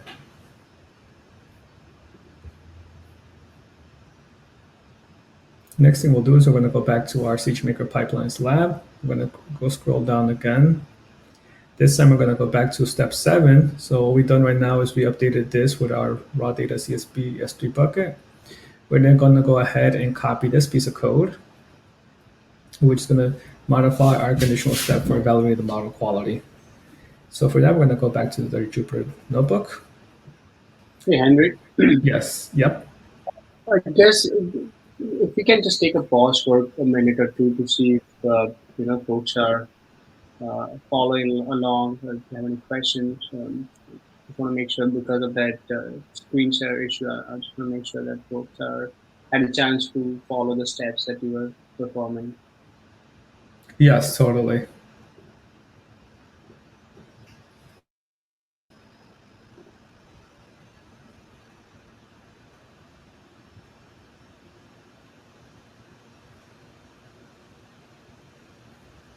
Alrighty, folks.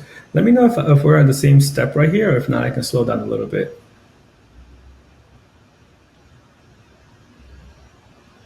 Yeah, if you can just put it on the chat to see what step that you are on in that Lab 6 workshop, it would help us. Definitely. So right now, folks, I'm in step 7 right here, where it says replace pipeline.py. This is under the big header called model build repo. So if you're following along with me, if you pass the model build repo header, you'll see that we start with different steps, and then we'll go, and I'm in step 7 right now at the moment.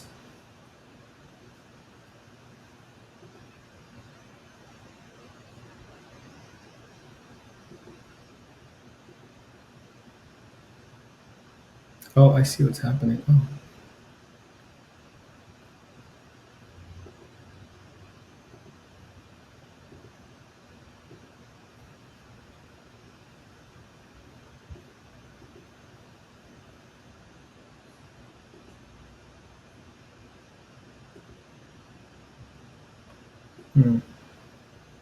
Okay, I see what's okay. I do understand folks are having some issues, technical issues in terms of seeing my screen.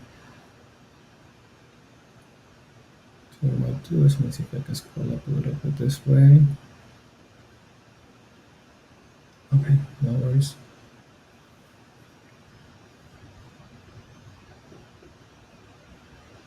And so if everybody's in step 7, what I'm going to go ahead and just copy the second line of code. So I'm going to copy this code block right there. From there, go back to my Jupyter Lab IDE. And I'm going to see and wait till the screen catches up with me. Okay, perfect. I think it's right there. I'm going to go ahead and scroll down to lines 260.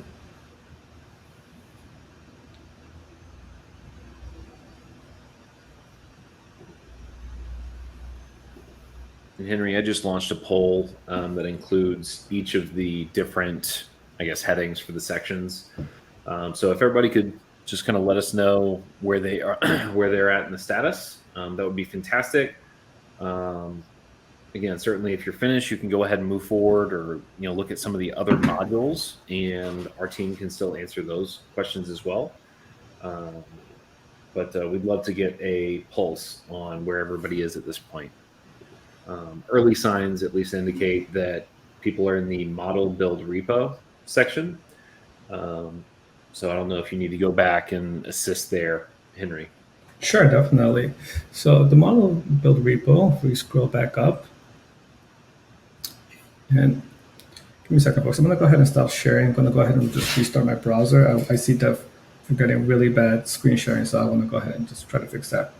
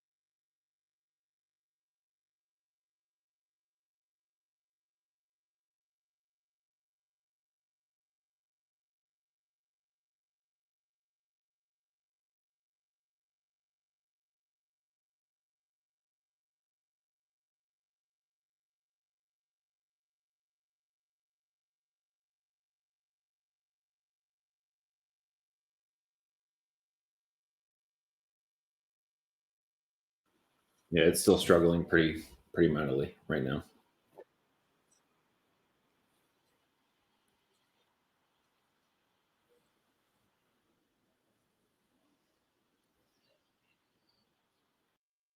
And then I will go ahead and stop sharing again, and let me just switch browsers this time.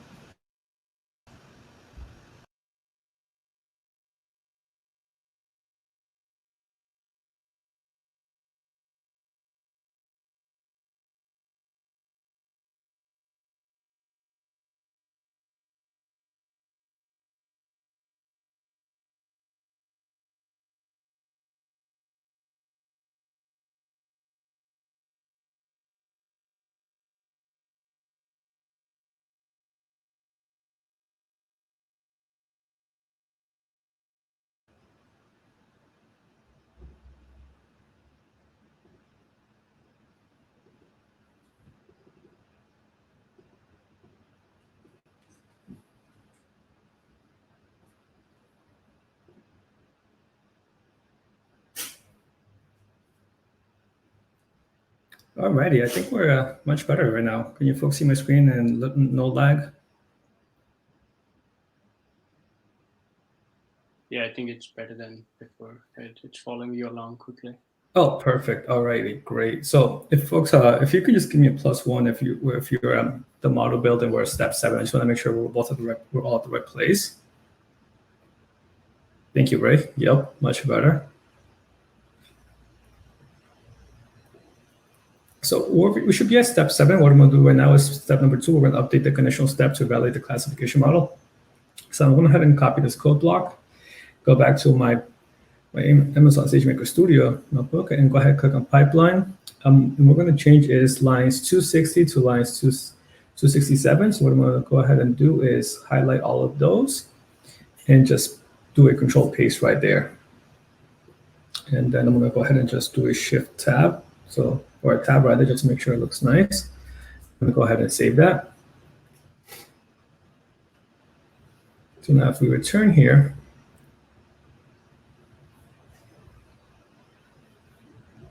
we're also going to go ahead and copy this piece.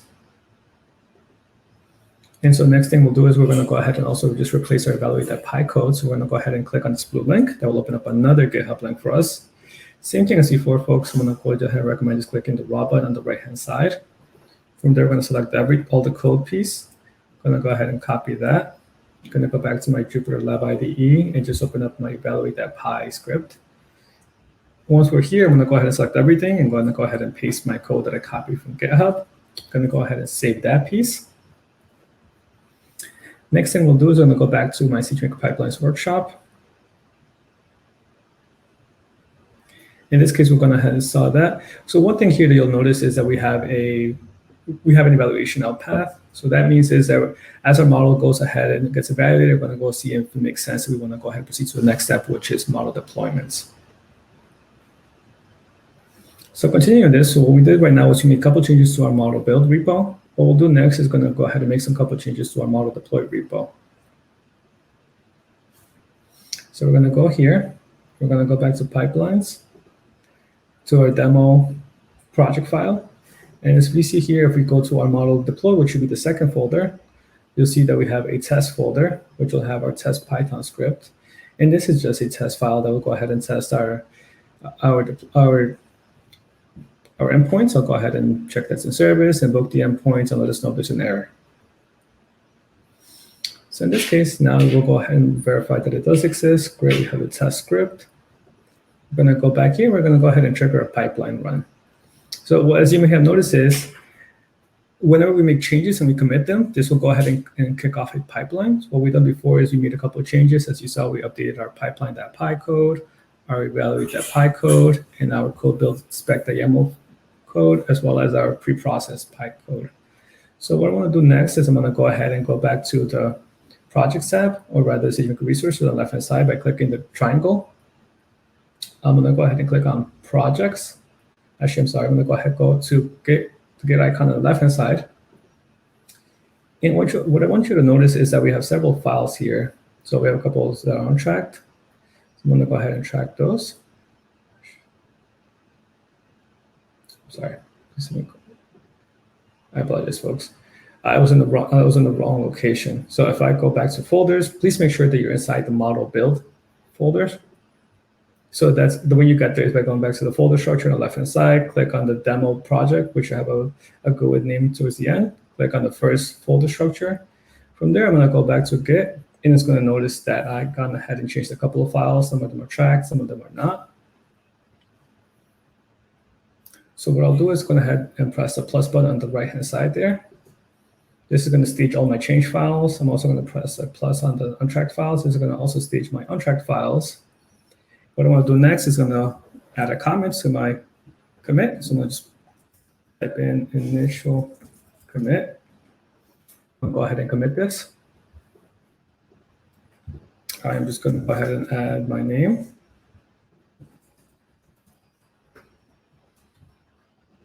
I'll go ahead and initial commit right here.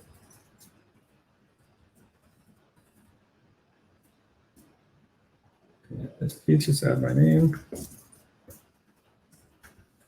Oh, my name, that is. Press OK. That's just committing my changes. Next up, what I'll do is I'm going to go ahead and push these changes. I'm going to go ahead and press the push committed changes cloud icon with the little arrow up on the top. It'll be the second icon. As you can see, I'll get a little message telling me that we're doing a git push. Perfect. So we pushed. So now if we go to our pipelines, we'll go ahead, and if we go back to our pipelines tab, we'll see that we have a new status. So if we go back to Sagemaker Studio, what I'll do is I'm going to go back to our triangle right here. I'm going to click on projects. I'm going to click on the drop down and select on pipelines. I see that I'll have a pipeline pre-created for me from our project template. And we'll see that we have a previous pipeline that was deployed. So this pipeline was deployed when we originally deployed the solution. So we're just going to wait a little bit, and we're going to see another pipeline appear here.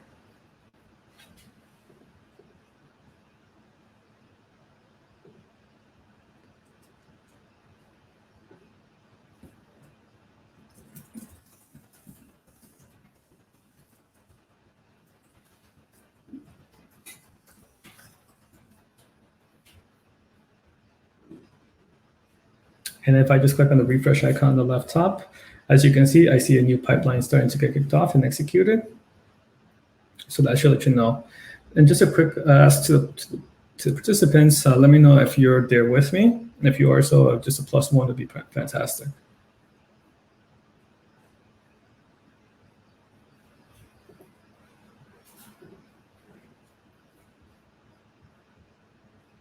And so in this case, what we've done is we triggered a pipeline run by just doing a git commit and committing our new code changes. So if we were to just drill down on this, if we double click on this executing piece, we can see we have our pipeline flow.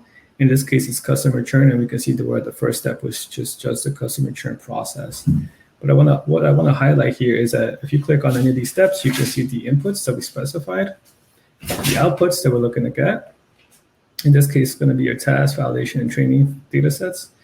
Any logs, if there are any, and information if we have any, such as the step name, the processing job, start time, and so forth.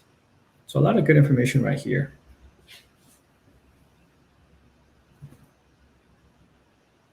So we're going to go ahead and wait this for all this to run. So we're going to go ahead and just refresh this. So this is still proceeding. And one thing we can also take a look at is see how this is going. So if we go to our code pipeline, which I have open over here, and if you go to pipelines, we can see that we have our model build in progress, and it's currently in the build phase, which is part of the pipeline, which is part of the Sagemaker pipelines piece, which is this piece right here.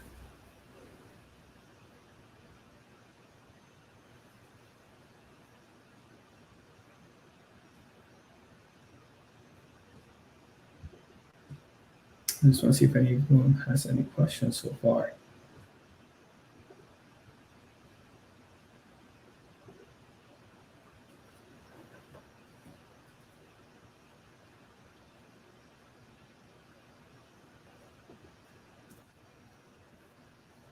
So this is going to take some time. It's just going through all these processes. Let's see.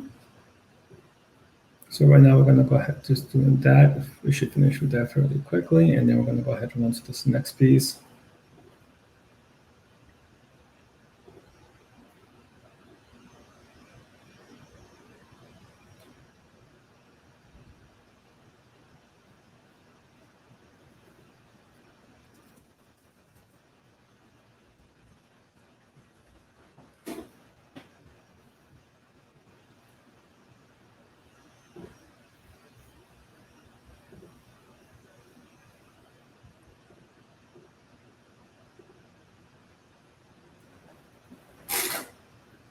Then while we're waiting for this to load, a couple of things I want to just highlight about pipelines is if you click on the top-hand side, you can see you have graph, parameters, and settings. So here I can see a couple of my parameters, such as what is a processing instance type I'm going to be using for my pipeline, the number of instances, the number of training instances, and as well as what my input data URL is. So it gives you good information about what you're starting off with, how many instances you're using, and so forth. And if we go back here, we're still processing through this. Okay, no worries.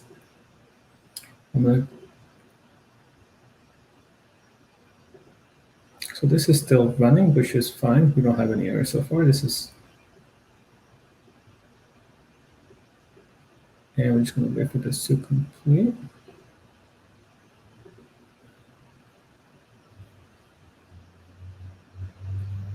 All right, just to make sure that we've caught everybody up and we're all working kind of at the same spot, we have relaunched that poll. So if you can just take a second to let us know where you're at, that would be fantastic.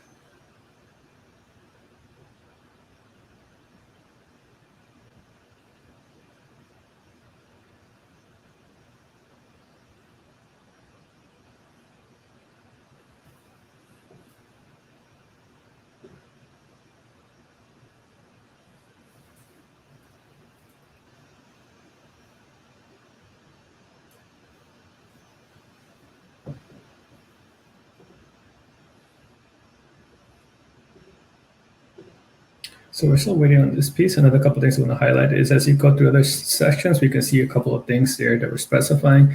In this case, you can see in the customer churn piece, we can specify our parameters, what their specific pieces are, as well as what are we doing here, such as where is our data coming from, what is our output path, and other pieces there. So you can easily see what are your parameters going into this and what are some of the outputs you're looking for. In this case, it hasn't been executed, so we don't have anything there. So I'm going to go ahead and refresh this again, see if we made some more progress. So still running on my side. How are you folks doing? Is it still running on your side?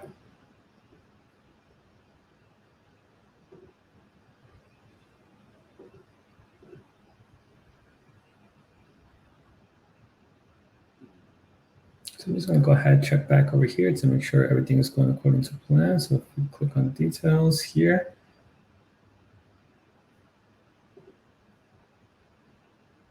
Okay, so this is still running.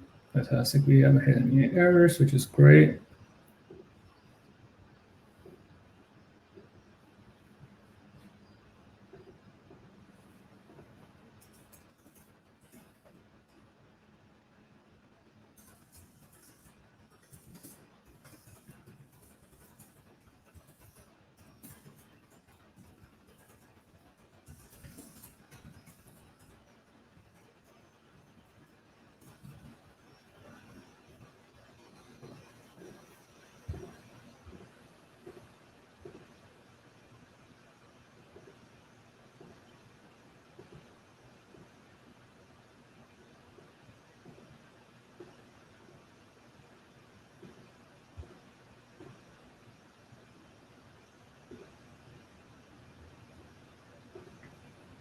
Okay, I'm going to go back here, see if we can get. Okay, so I should have it completed. Okay, perfect. So in my case, it completed the churn process. Now it's gone ahead and completed successfully. So we see a green dot right there, a green line. If it fails, you'll see a red button essentially. And now we're here at the customer train. And here we see the related outputs, but we'll go ahead and wait. So now what we're doing is we're going to go ahead and train our machine learning model right there. So this is going to be the same exact process that we did in lab 2. The only piece is now that we stitched the pieces together and made it more of an automated process. So what we can have is that as soon as new data gets loaded, it can go ahead and trigger another pipeline process where we go ahead and apply the same churn process, such as doing a little bit of pre-processing on our data, splitting our data into 3 sets for training, validation, and testing, and then clicking the next piece, which is training. And from there, just do a little bit of accuracy conditions, evaluation of our churn model to see if it meets our standards. And if it does, we can go ahead and approve those manually.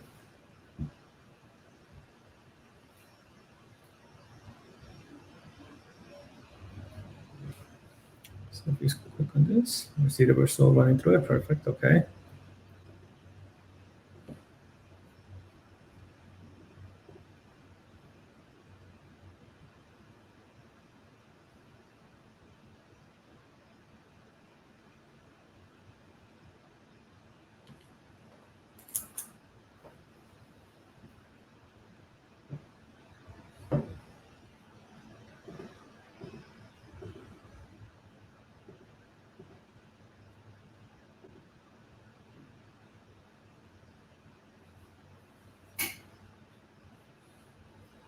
So if we go back to our execution, let's see.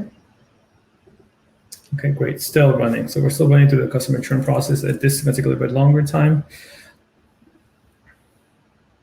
Hey, Henry, just a real quick, if you can try to show again, like where you push the changes and what they need to track, just as one more time to highlight some of those folks who might not have captured in the first try. Yeah, definitely. So what we can do is we can walk through that process again. So I'm going to go ahead and just kind of walk through this. So what we've done first is we went to our model build repo. In this case, we went to pipelines, and under customer churn, we've gone ahead and made some changes here. So I'll go ahead and just make a quick change here to just evaluate that pi. What I'll do is just add a empty character return to make a change, quote unquote. So this should essentially replace what you did in your case. You folks may have just copied and pasted the code just like I did. Once you've done that, you can go ahead and click on the Git icon on the left-hand side. You'll see that it shows you your change files as well as untracked files. What we'll do there is we're going to go ahead and just click on the plus button to make sure that we stage these files and we want to commit them.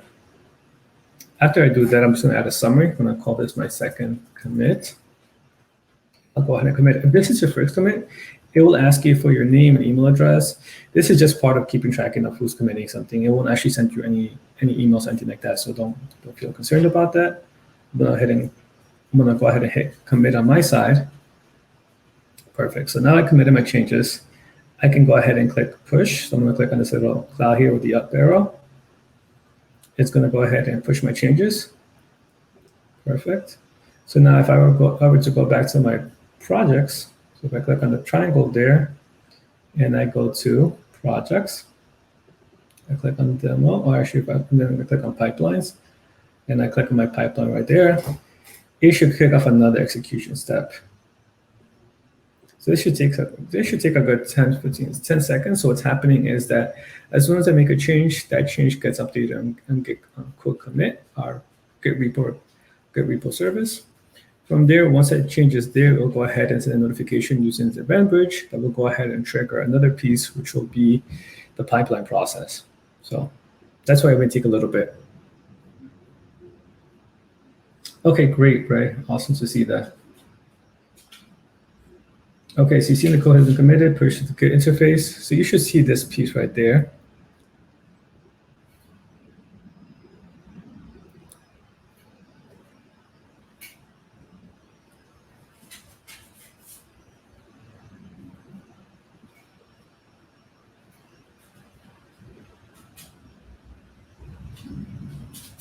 So in my case, my customer churn training already completed. And if I click on that, I can look at my outputs. There's none, no logs, or just some information there.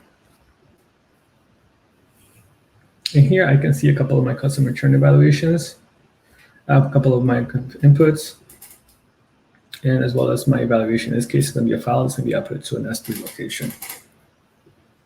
And Ray, just a question: do you see the new pipeline being executed or no?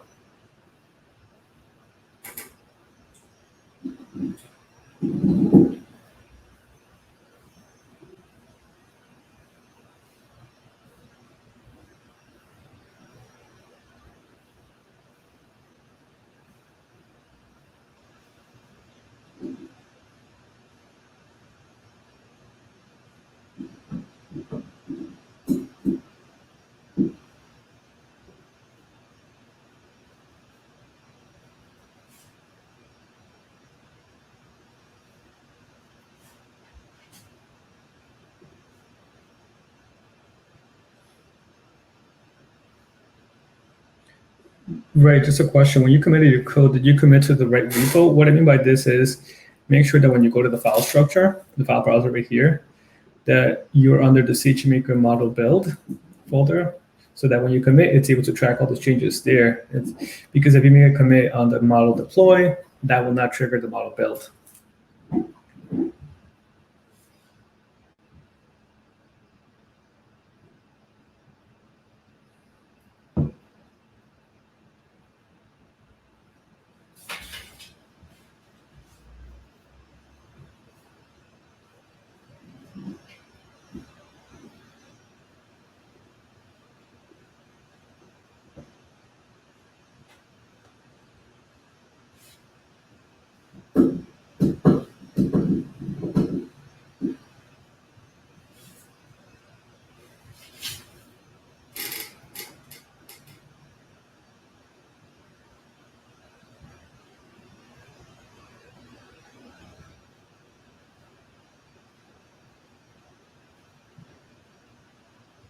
Okay, yep, that was the issue. Okay, so yeah, as long as you go to model build, perfect. Yep, model build. And so you should have just clicked on the get plus for both changed and untracked.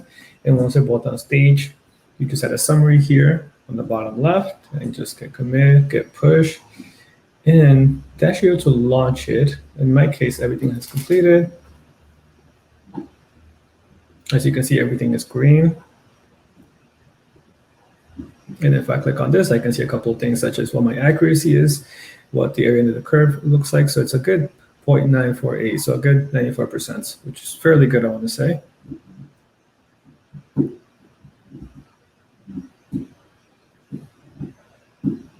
So what I'll do next is I'm going to go ahead back to projects, clicking the triangle icon on the left-hand side. I'm going to go ahead and click that demo. What I'm going to do is I'm going to click on model groups on the tab up right at the top. I'm going to go ahead and select this model group called demo P. And in your case, it'll be a different ending suffix. And I'm going to go ahead and just wait for the different versions right here. So what I'm doing here is just looking at the model groups and trying to get my updated status on them.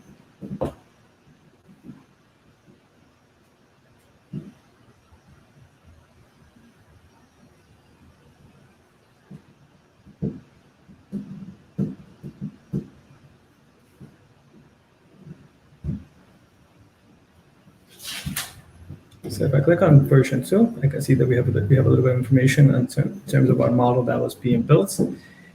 We see here we have an activity waiting for us. You have a couple of metrics here that we can take a look at, and as well as a couple of settings. In this case, the metrics I'm looking at is the accuracy and the AOC. In this case, I can see that the accuracy is really good. It's around 94.8%. So if I'm happy with that, I can go ahead to my activity and approve that. So I'm going to go ahead and click this piece. So I'm going to go ahead and click update status on the right-hand side. I'm going to say I want to update my model version because now we're doing version 2 instead of version 1. For version 2, we just changed it to customer churn, and that triggered a new pipeline process for us. So I'm going to go ahead and press approved. I'm going to go ahead and add a comment. Approved at 94.8%.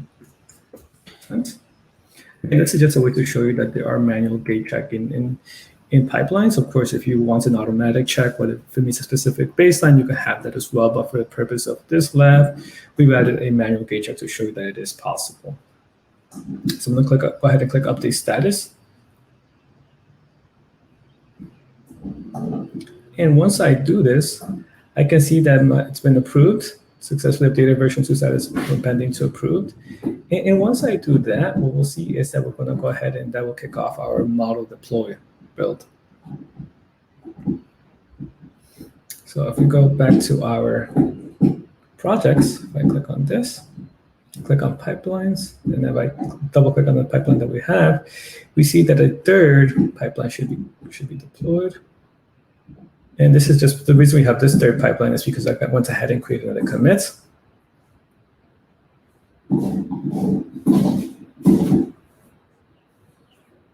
But if we were to go back, we can see our model here. We have this is deployed.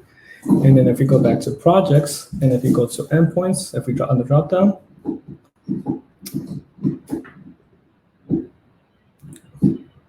we should see some endpoints. In this case, we don't see any endpoints yet because they're being created. And the way that we know they're being created is if we go back to our code build tab, and I go to my build projects, I can see I have my code deploy piece, and it's currently going.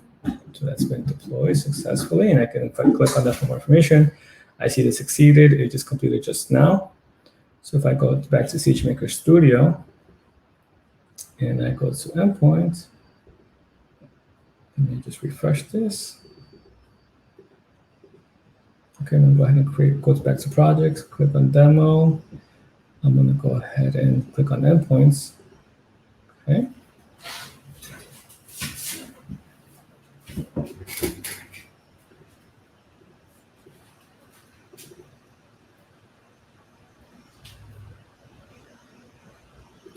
Okay, let me go back to endpoints. I should be able to see something here, but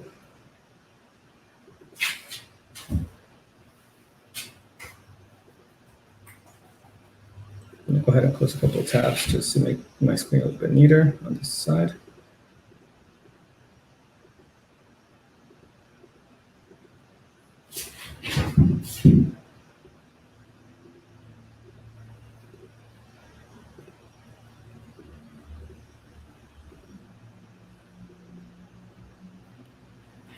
Okay, so if we have that, if we go to endpoints, we should have some endpoints for us that can be created.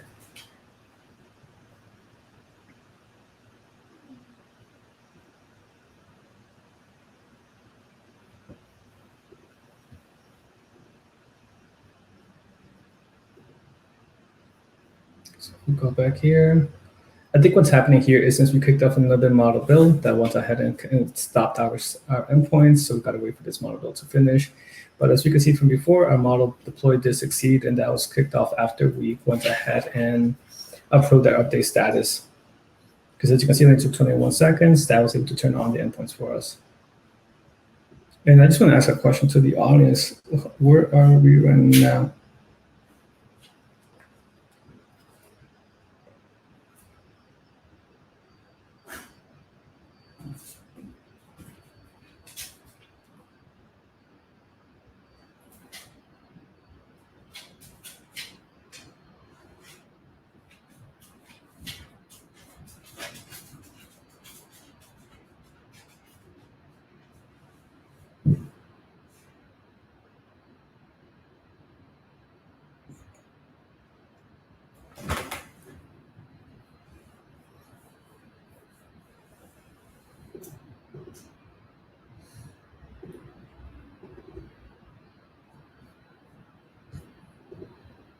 Okay, so in my case, I'm just going to wait for this to complete finishing. But in your case, folks, if you just go to, there we go. As you can see on my endpoint side, I see one endpoint being created. If I click on this,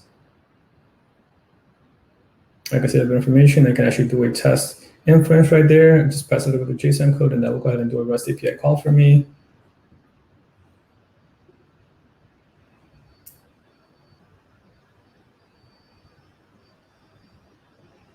Yes, the pipeline is taking quite a while to execute, truly. I completely agree. Okay, great. So in my case, my demo staging completed. I have my endpoint pre-deployed, and it's in service. Fantastic. And so as you can see, we can also see a couple of things, such as the data quality, if you have any. It has the endpoint hasn't captured any data, so we don't really have anything to show as data quality. And by data quality, we mean as the data that we're getting from our end users as we're doing inference requests.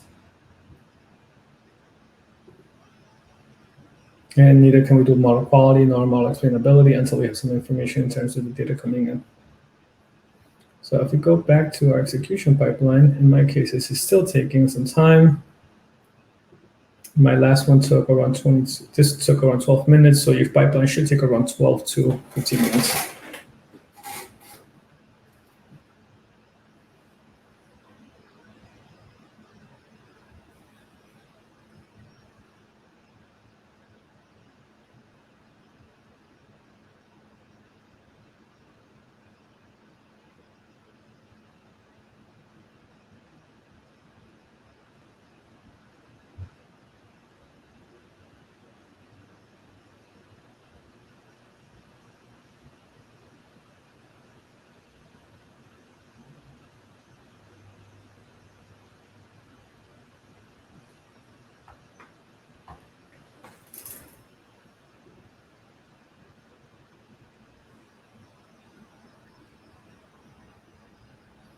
Okay, so Ray, if you're seeing this is most likely on the model build. I'm sorry, not the model build, I'm sorry, the model deploy. The reason you're seeing this is because you haven't approved the build yet. So if we go back to the triangle piece right here, we click on projects. I'm gonna go ahead and click on demo in my case. Click on model groups. Once there, I'm gonna click on the first option that I have. In your case, you should see they're both saying pending, but choose the highest version. In my case, it'll be version 2. In your case, it may be version 2 or 3. Just select that, and you'll see that a new icon appears up here. So if I were to show you that, let me see if I can click on that. There you go. So if I double click on that, you'll see there's a new icon on the top right, which is update status. So once you do that, you will change the status from pending to approved, and you update that status. That will go ahead and kick off another model deploy in terms of your pipelines, and that will go ahead and finish properly. Because as you can see, I had a couple of ones before, and it was until I had to approve the change that it succeeded properly. So let me know if that answered your question right.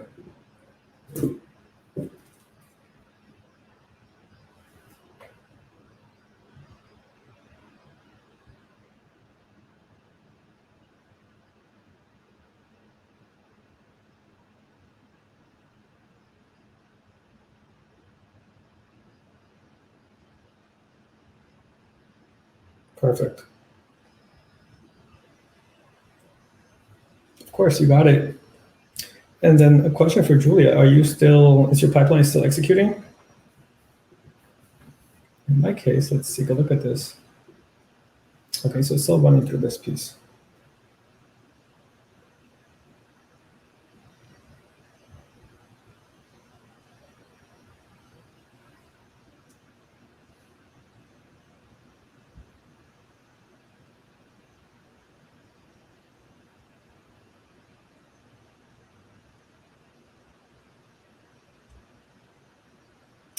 Yes, the training does take a while, absolutely.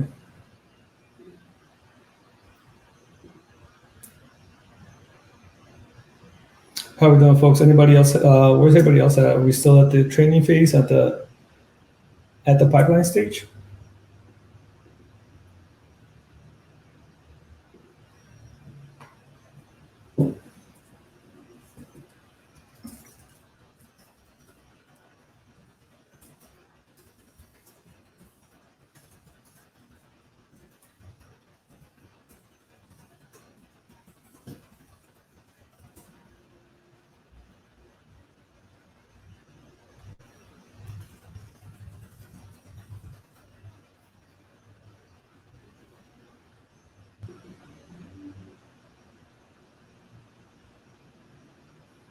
Yeah, and also to Julia's point, so it can take a while. In this case, it's taking a little bit longer. In your use cases, it may take a little bit longer. But what's nice about this is that you don't have to sit there and wait for the next step. So once you have this in a pipeline, this can just be an automated fashion where as soon as you add data, it goes to the pre-processing phase, it goes to the training phase, and once it goes through that, it can go ahead and go to the evaluation phase.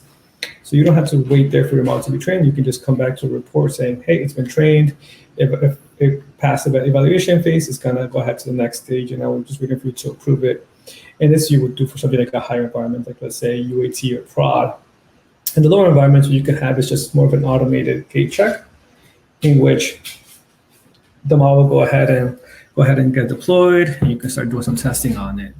So it allows you to be able to very easily create repeatable workflows for your machine learning workflows. So let's take a look at this. Okay, in my case, it's still running.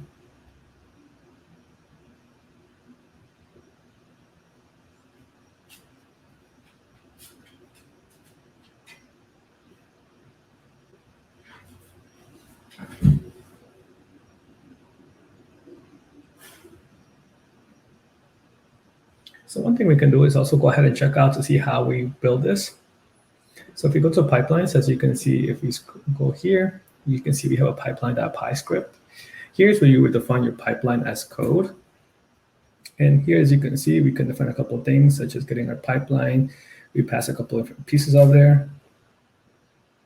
We specify the parameters for our pipeline execution, in this case, such as the processing instance counts, processing instance type, training, approval status, and input. And then as well, we can start adding our pieces, such as what we want to do for processing. In this case, we're defining the processing step, which is going to be part of our feature engineering. Here, we're just calling a sklearn processor. We specify a couple of the configurations there. We specify where we want to go ahead and put our training files to. We specify the next step, which is going to be training. And so everything we've done before, you can go ahead and, so what's nice about this is as you modify code to do pre-process training, you can go ahead and put it back into here, allowing you to be able to reuse your code and create a nice pipeline for you. And as we scroll down, you can see I'm adding more and more steps. And right here, we can see we have a conditional step. where you can specify specific conditions, if steps, else steps, and so forth like that. Just wanted to highlight that piece. So if we go back here, perfect. This is completed for me right now. Actually, let me check this other one. Great. So if I go to my projects, and if I go to pipelines, if I click on my project right there, I can see that I have all my 3 pipelines pre-deployed. And now if I go back to projects, I can go ahead and click on my demo project. I can go to my model groups. I can click on my project right there, and I can see I have a new version that was just created. In this case, it's still waiting still in the pending status, meaning it hasn't been approved yet. And if I were to double click on that, I can go ahead again, update the status and approve it. So I'll go ahead and do that. And then once I do that, the system will go ahead and deploy this model for me and start creating an endpoint. So if we were to scroll down to endpoints on the left-hand side, you'll see that another endpoint will be created. If not, we're going to go ahead and replace this one with an updated endpoint since we're still using the same model.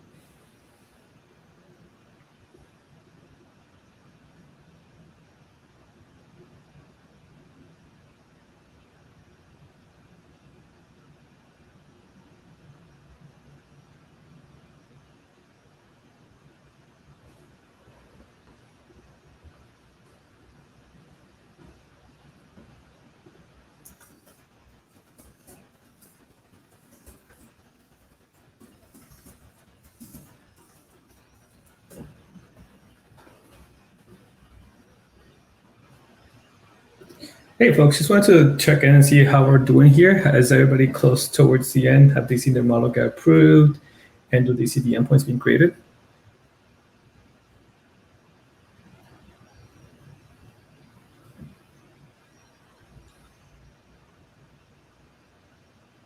Yeah, Andrea, I just started a poll, and I think the majority of the folks seems to have completed the labs. I see 1 or 2 folks who I guess need some time. If you have a question, the folks who have not yet completed or are still working through the labs, feel free to ask the question in the chat.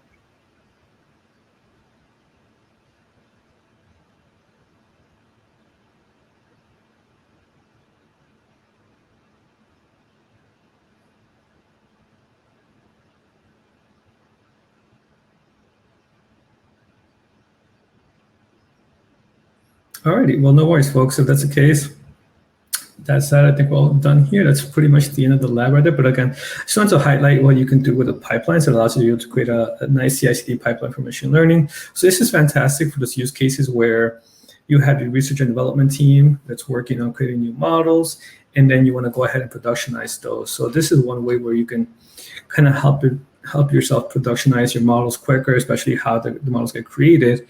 In this way, as you want to add new sources of data, you can make this in automated fashion, so you don't have to go ahead and keep track of everything and do it like a manual step.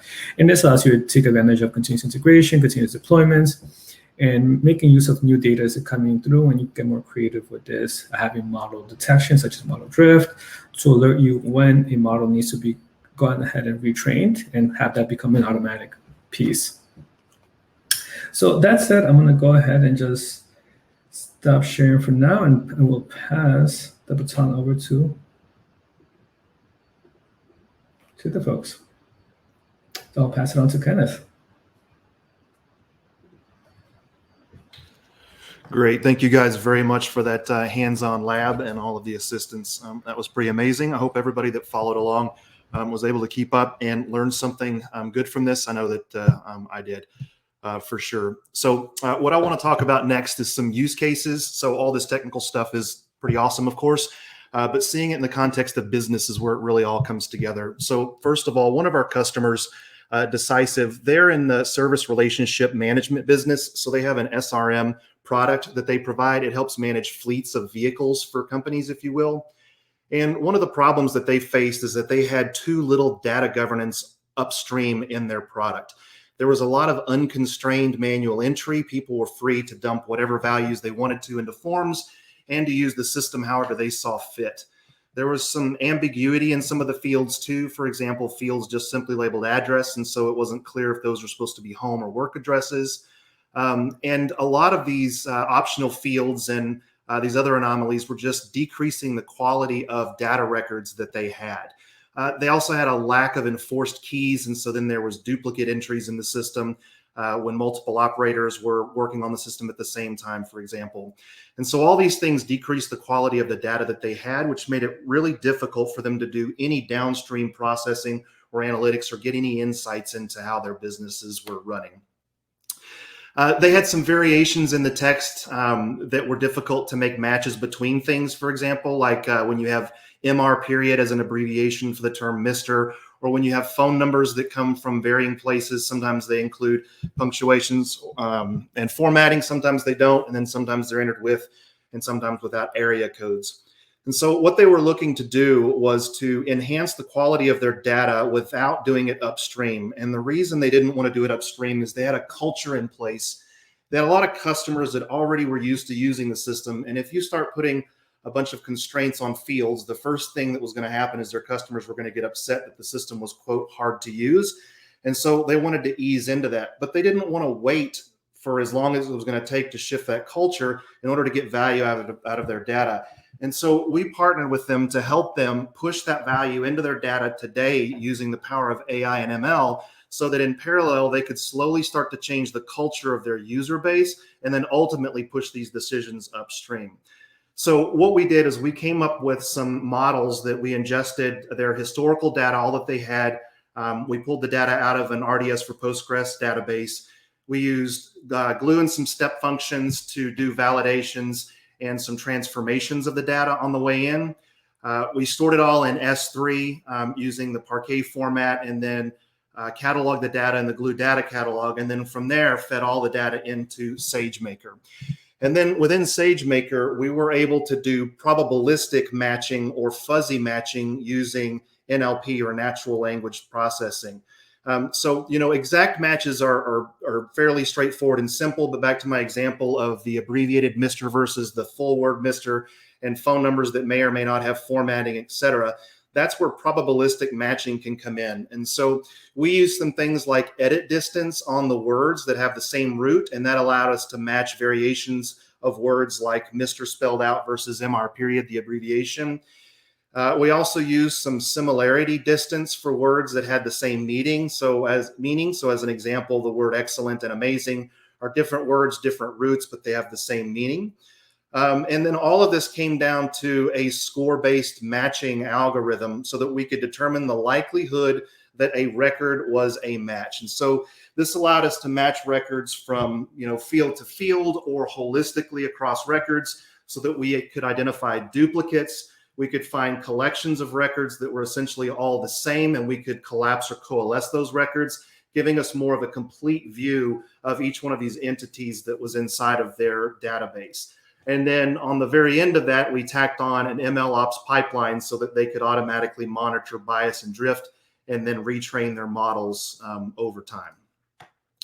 Fast forward to today, while they're still working on shifting the culture of their user base, this has opened their eyes to the power of AI and ML in their particular business. And we're talking to them about ways that we can use AI and ML to predict things like breakdowns on fleet vehicles and how we can do possible preventative maintenance when maybe it's cheaper, or maybe understand that certain vehicles are more likely to break down, put them on shorter trips than some of the longer trips, for example. And so now they've gotten their foot in the door and understand how to do that, and they have good quality data out there. We're able to start helping them do some of those things. All right, next we had another customer that we helped out, Creative Practice Solutions. I think this one's a very cool use case with a surprising ending. So this is, there's a doctor that runs, just your standard family healthcare visits. And the problem is that he would go through his visits and either after the visit write down handwritten notes, or he would record the visit and turn it over to somebody in his office to then make notes in the patient file of what happened during the visit, and then go back over all of those notes to apply the medical codes, the ICD-10 codes. And so this became fairly cumbersome as his business started to increase a little bit, and he realized he couldn't keep up, and he thought, well, maybe there's an opportunity to let computers help do this. And so that's exactly what we stepped in and helped them do. And so we helped create a mobile application that he could use to record audio during the visits with his patients. And then there were certain keywords inside of his visit that he could use to trigger certain portions of the logic inside of this audio in this system, for example. We would then transcribe that audio using Amazon Transcribe, and then used Comprehend Medical to figure out the meaning behind all of the fancy words that happened in those visits. And then we had a series of ML models that would evaluate all of the conversation and content to determine what was the right set of ICD-10 codes to apply to that visit for insurance billing purposes, et cetera. And the end result was an automated, scalable solution that let these doctors focus on the quality of their care rather than all the manual work that was going to be necessary to support this and to do accurate insurance billing after the fact. And where the surprise happens is right after we launched this, COVID hit. And when COVID hit, what happened? Well, there was a lot of people that didn't want to get out. And so his practice saw a huge increase in people wanting to do telehealth visits. And because he was already technology enabled and already prepared for scale, he was not only able to deal with the influx of people that wanted to do remote visits, but also was able to deal with the surge in business. And he didn't have to scramble to try to find people who were skilled enough to be able to do this medical coding for him. Instead, he simply scaled up his system in the back end through AWS. He was able to keep up with his business until things tapered off to a normal state, or what may now be the normal state.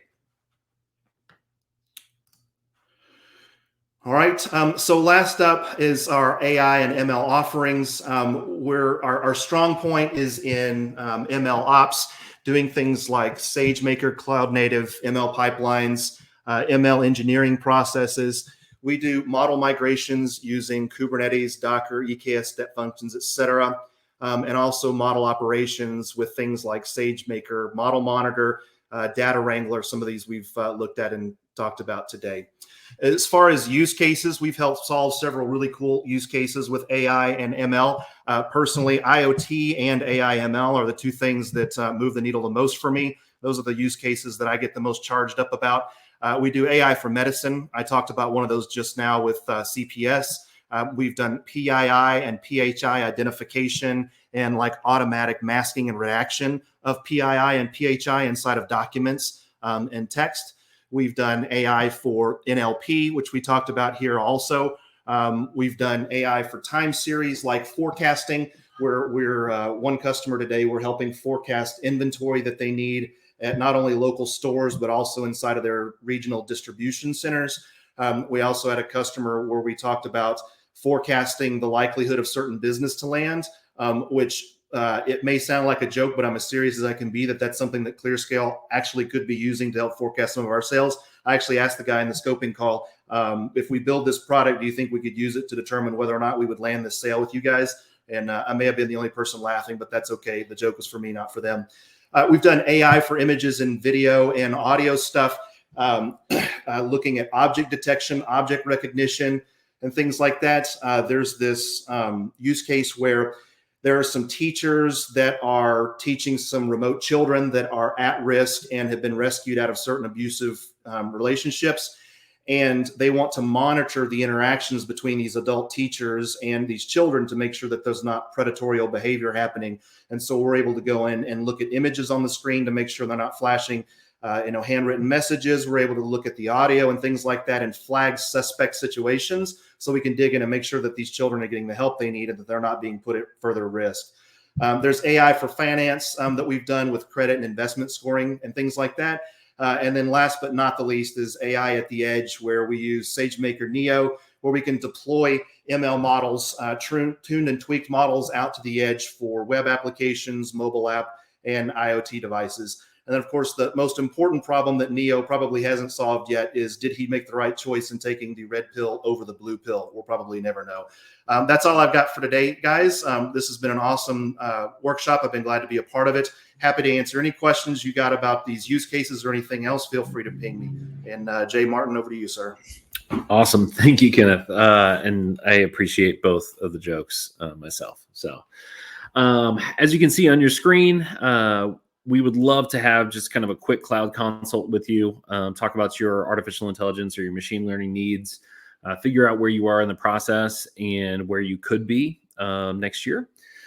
So certainly take some time, book a meeting, and we would love, to see where this conversation goes. This also takes us to our survey. So as you can imagine, we need your feedback. We need to know the ins and outs of how our presentation was, what you enjoyed, what could be better. Naturally, we expect to always have some sort of technical difficulties. It's just the way of workshops and webinars. But hopefully you still had a great experience with us as we went through it. But if you could give us our feedback and certainly, let us know if there was a presenter that you particularly enjoyed, that would be fantastic. So I'm going to give just a minute for people to either book a meeting or complete some feedback. And then from there, we're going to open it up to a Q&A section where we do have a couple of polls and some interesting information to wrap up with.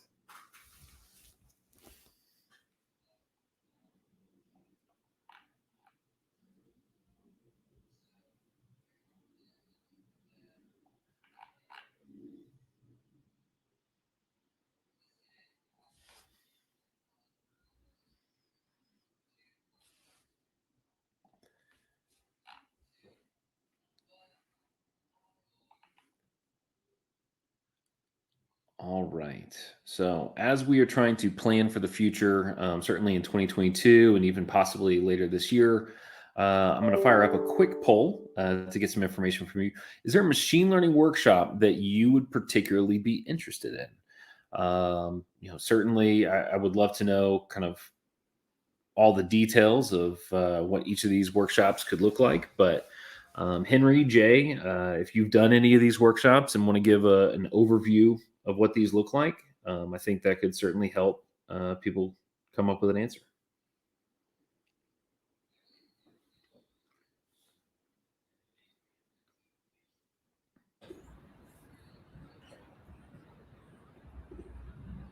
Yeah, definitely. So, so most of those workshops are very much, how do I say this, in which you provide you a data set and allows you to kind of work towards building a specific use case. In this case, for Lex, I believe, or probably, or you're able to create a model that's able to able to speak based on the text it gets there. So kind of show you a little bit of art of the possible, how you can do this yourself, and what some of the code looks like. So that way you kind of see yourself doing so without feeling like it's an insurmountable task. And one thing about those specific services you mentioned, Jay, is that they're all AI services, meaning for those, you don't really need to train or build your model. You can leverage one of our models and just bring in your code, and we'll help you go ahead and build that. So that way you can get started off the ground a lot quicker. Yeah, I mean, I think one of the things that jumps out to me here is that each of these services appeal to the audience. So I think Comprehend and Textract both look like they are particularly of interest to some of the people in our workshop today. But great to see that all these services are of some interest. All right. And then we've got one more poll for you. If your company is currently using machine learning, what aspect of ML is the most challenging? This certainly helps, drive the content for the future. And we'd love to know, where you're struggling and where, potentially ClearScale and AWS can both help. So that poll should be fired up just now.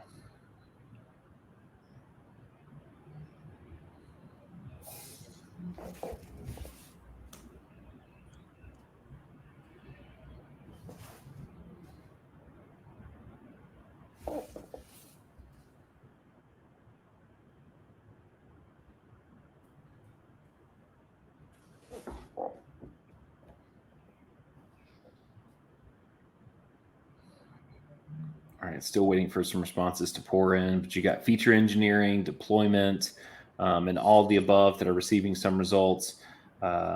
Naturally, I think, working through these workshops, you get a little bit of everything, but, this is good to see.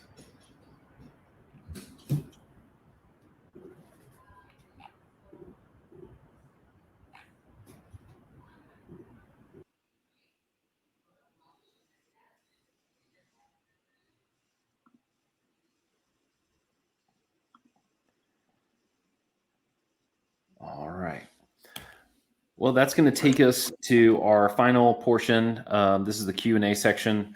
Certainly, if you have specific questions based on today's workshop or upcoming workshops or machine learning in general, we'd love to know how we can help. So please fire away those comments in the chat, and we'll get to address them.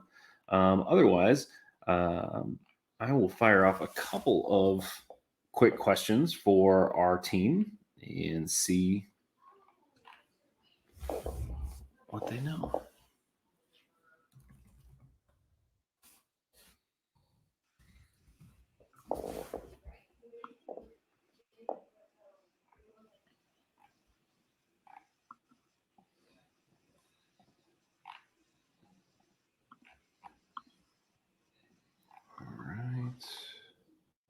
A lot of these questions that I have already been answered today through Sagemaker. So give me 1 second here.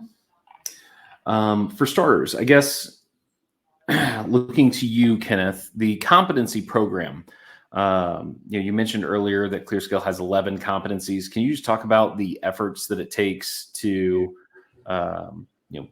get a competency from AWS and what that looks like? Yeah, sure. I'd be glad to. So what it looks like is if we take the machine learning competency, which we have, for example, in order to get that, we have to go to Amazon and apply for it. We have to show them several completed projects that we have done that use ML, and they have several boxes that they want to check to make sure that it's not just ML from the ML label perspective, that it's more of a holistic approach, that we understand that quality of data is important, that we understand that it's not just the machine learning, that there's ops that have to happen in addition, and how to set these things up for success.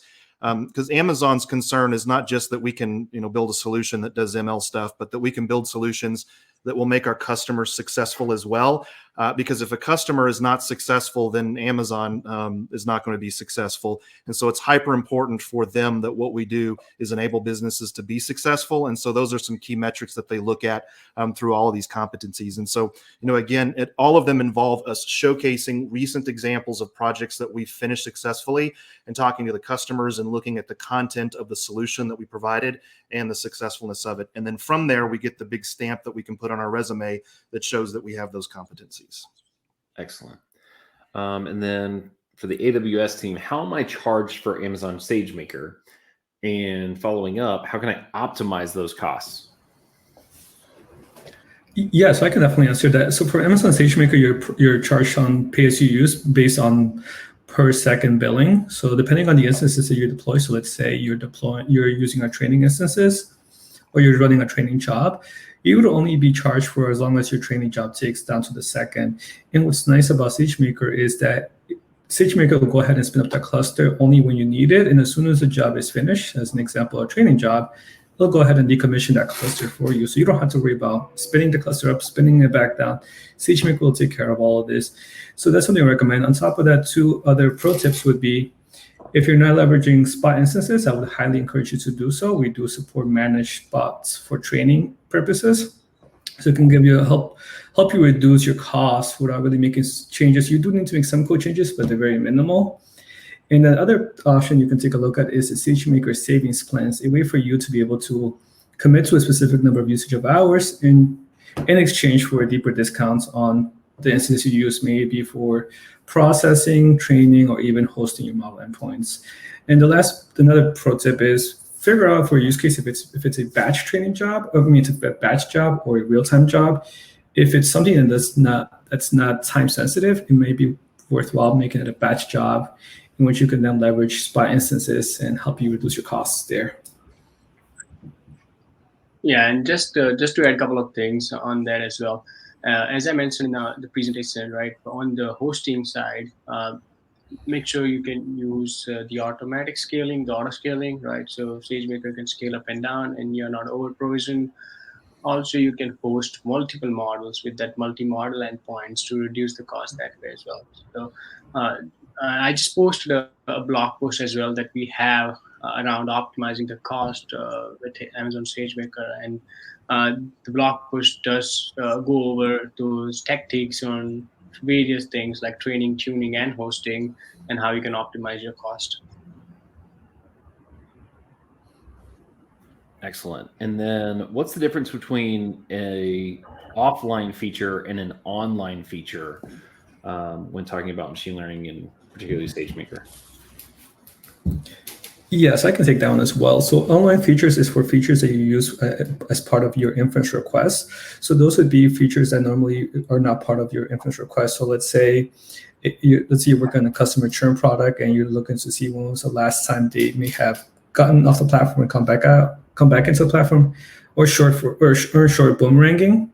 And so those things normally wouldn't be part of the inference request that the user submits. So this would be something that you want to pull as part of your feature store to help you with your inference results. In those cases, you need very small latency. So that's where you want to leverage something like an online store. For those other pieces where time is not of an essence and you're doing more training is where you want to leverage something like an offline feature store where latency is more in terms of minutes rather than milliseconds.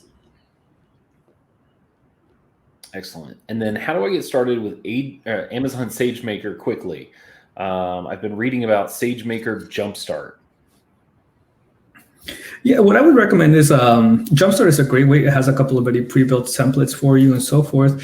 If you want to get started with SageMaker quickly, I would possibly take a look at starting with SageMaker Autopilot. It's one of our features that allows you to kind of do automated machine learning, where you can just add tabular data and it tries to create for you a model.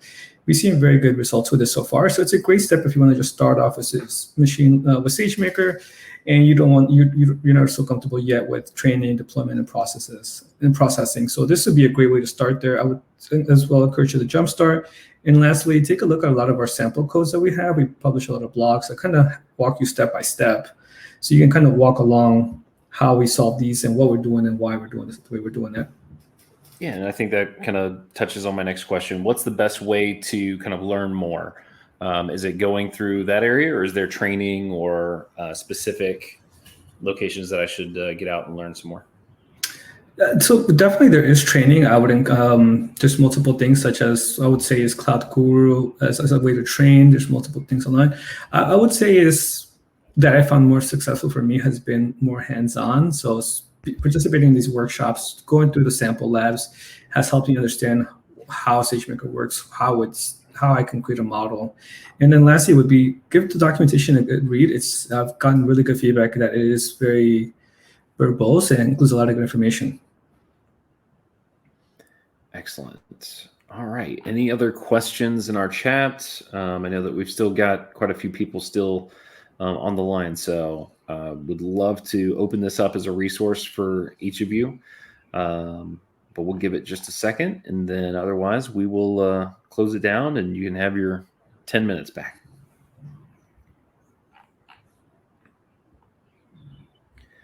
Just as a reminder to everybody that attended, in the handout section, you can download the offer sheet. You can download today's presentation, different, critical worksheets and things and websites that can help you as you utilize the instance in the after hours. So please take advantage of each of those resources.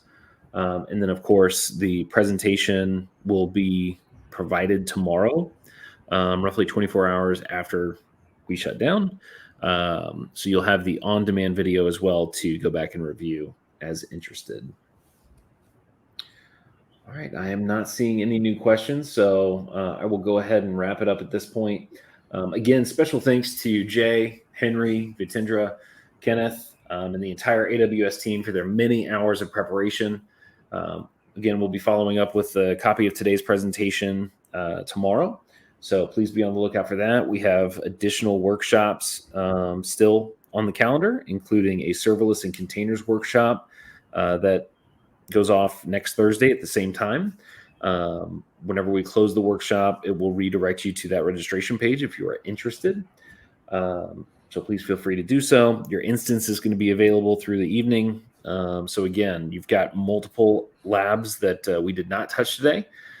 So feel free to jump in and continue your education and hands-on training. Otherwise, appreciate everyone attending, and we look forward to discussing machine learning with you very soon. All right. Thank you, everybody. Thank you, folks.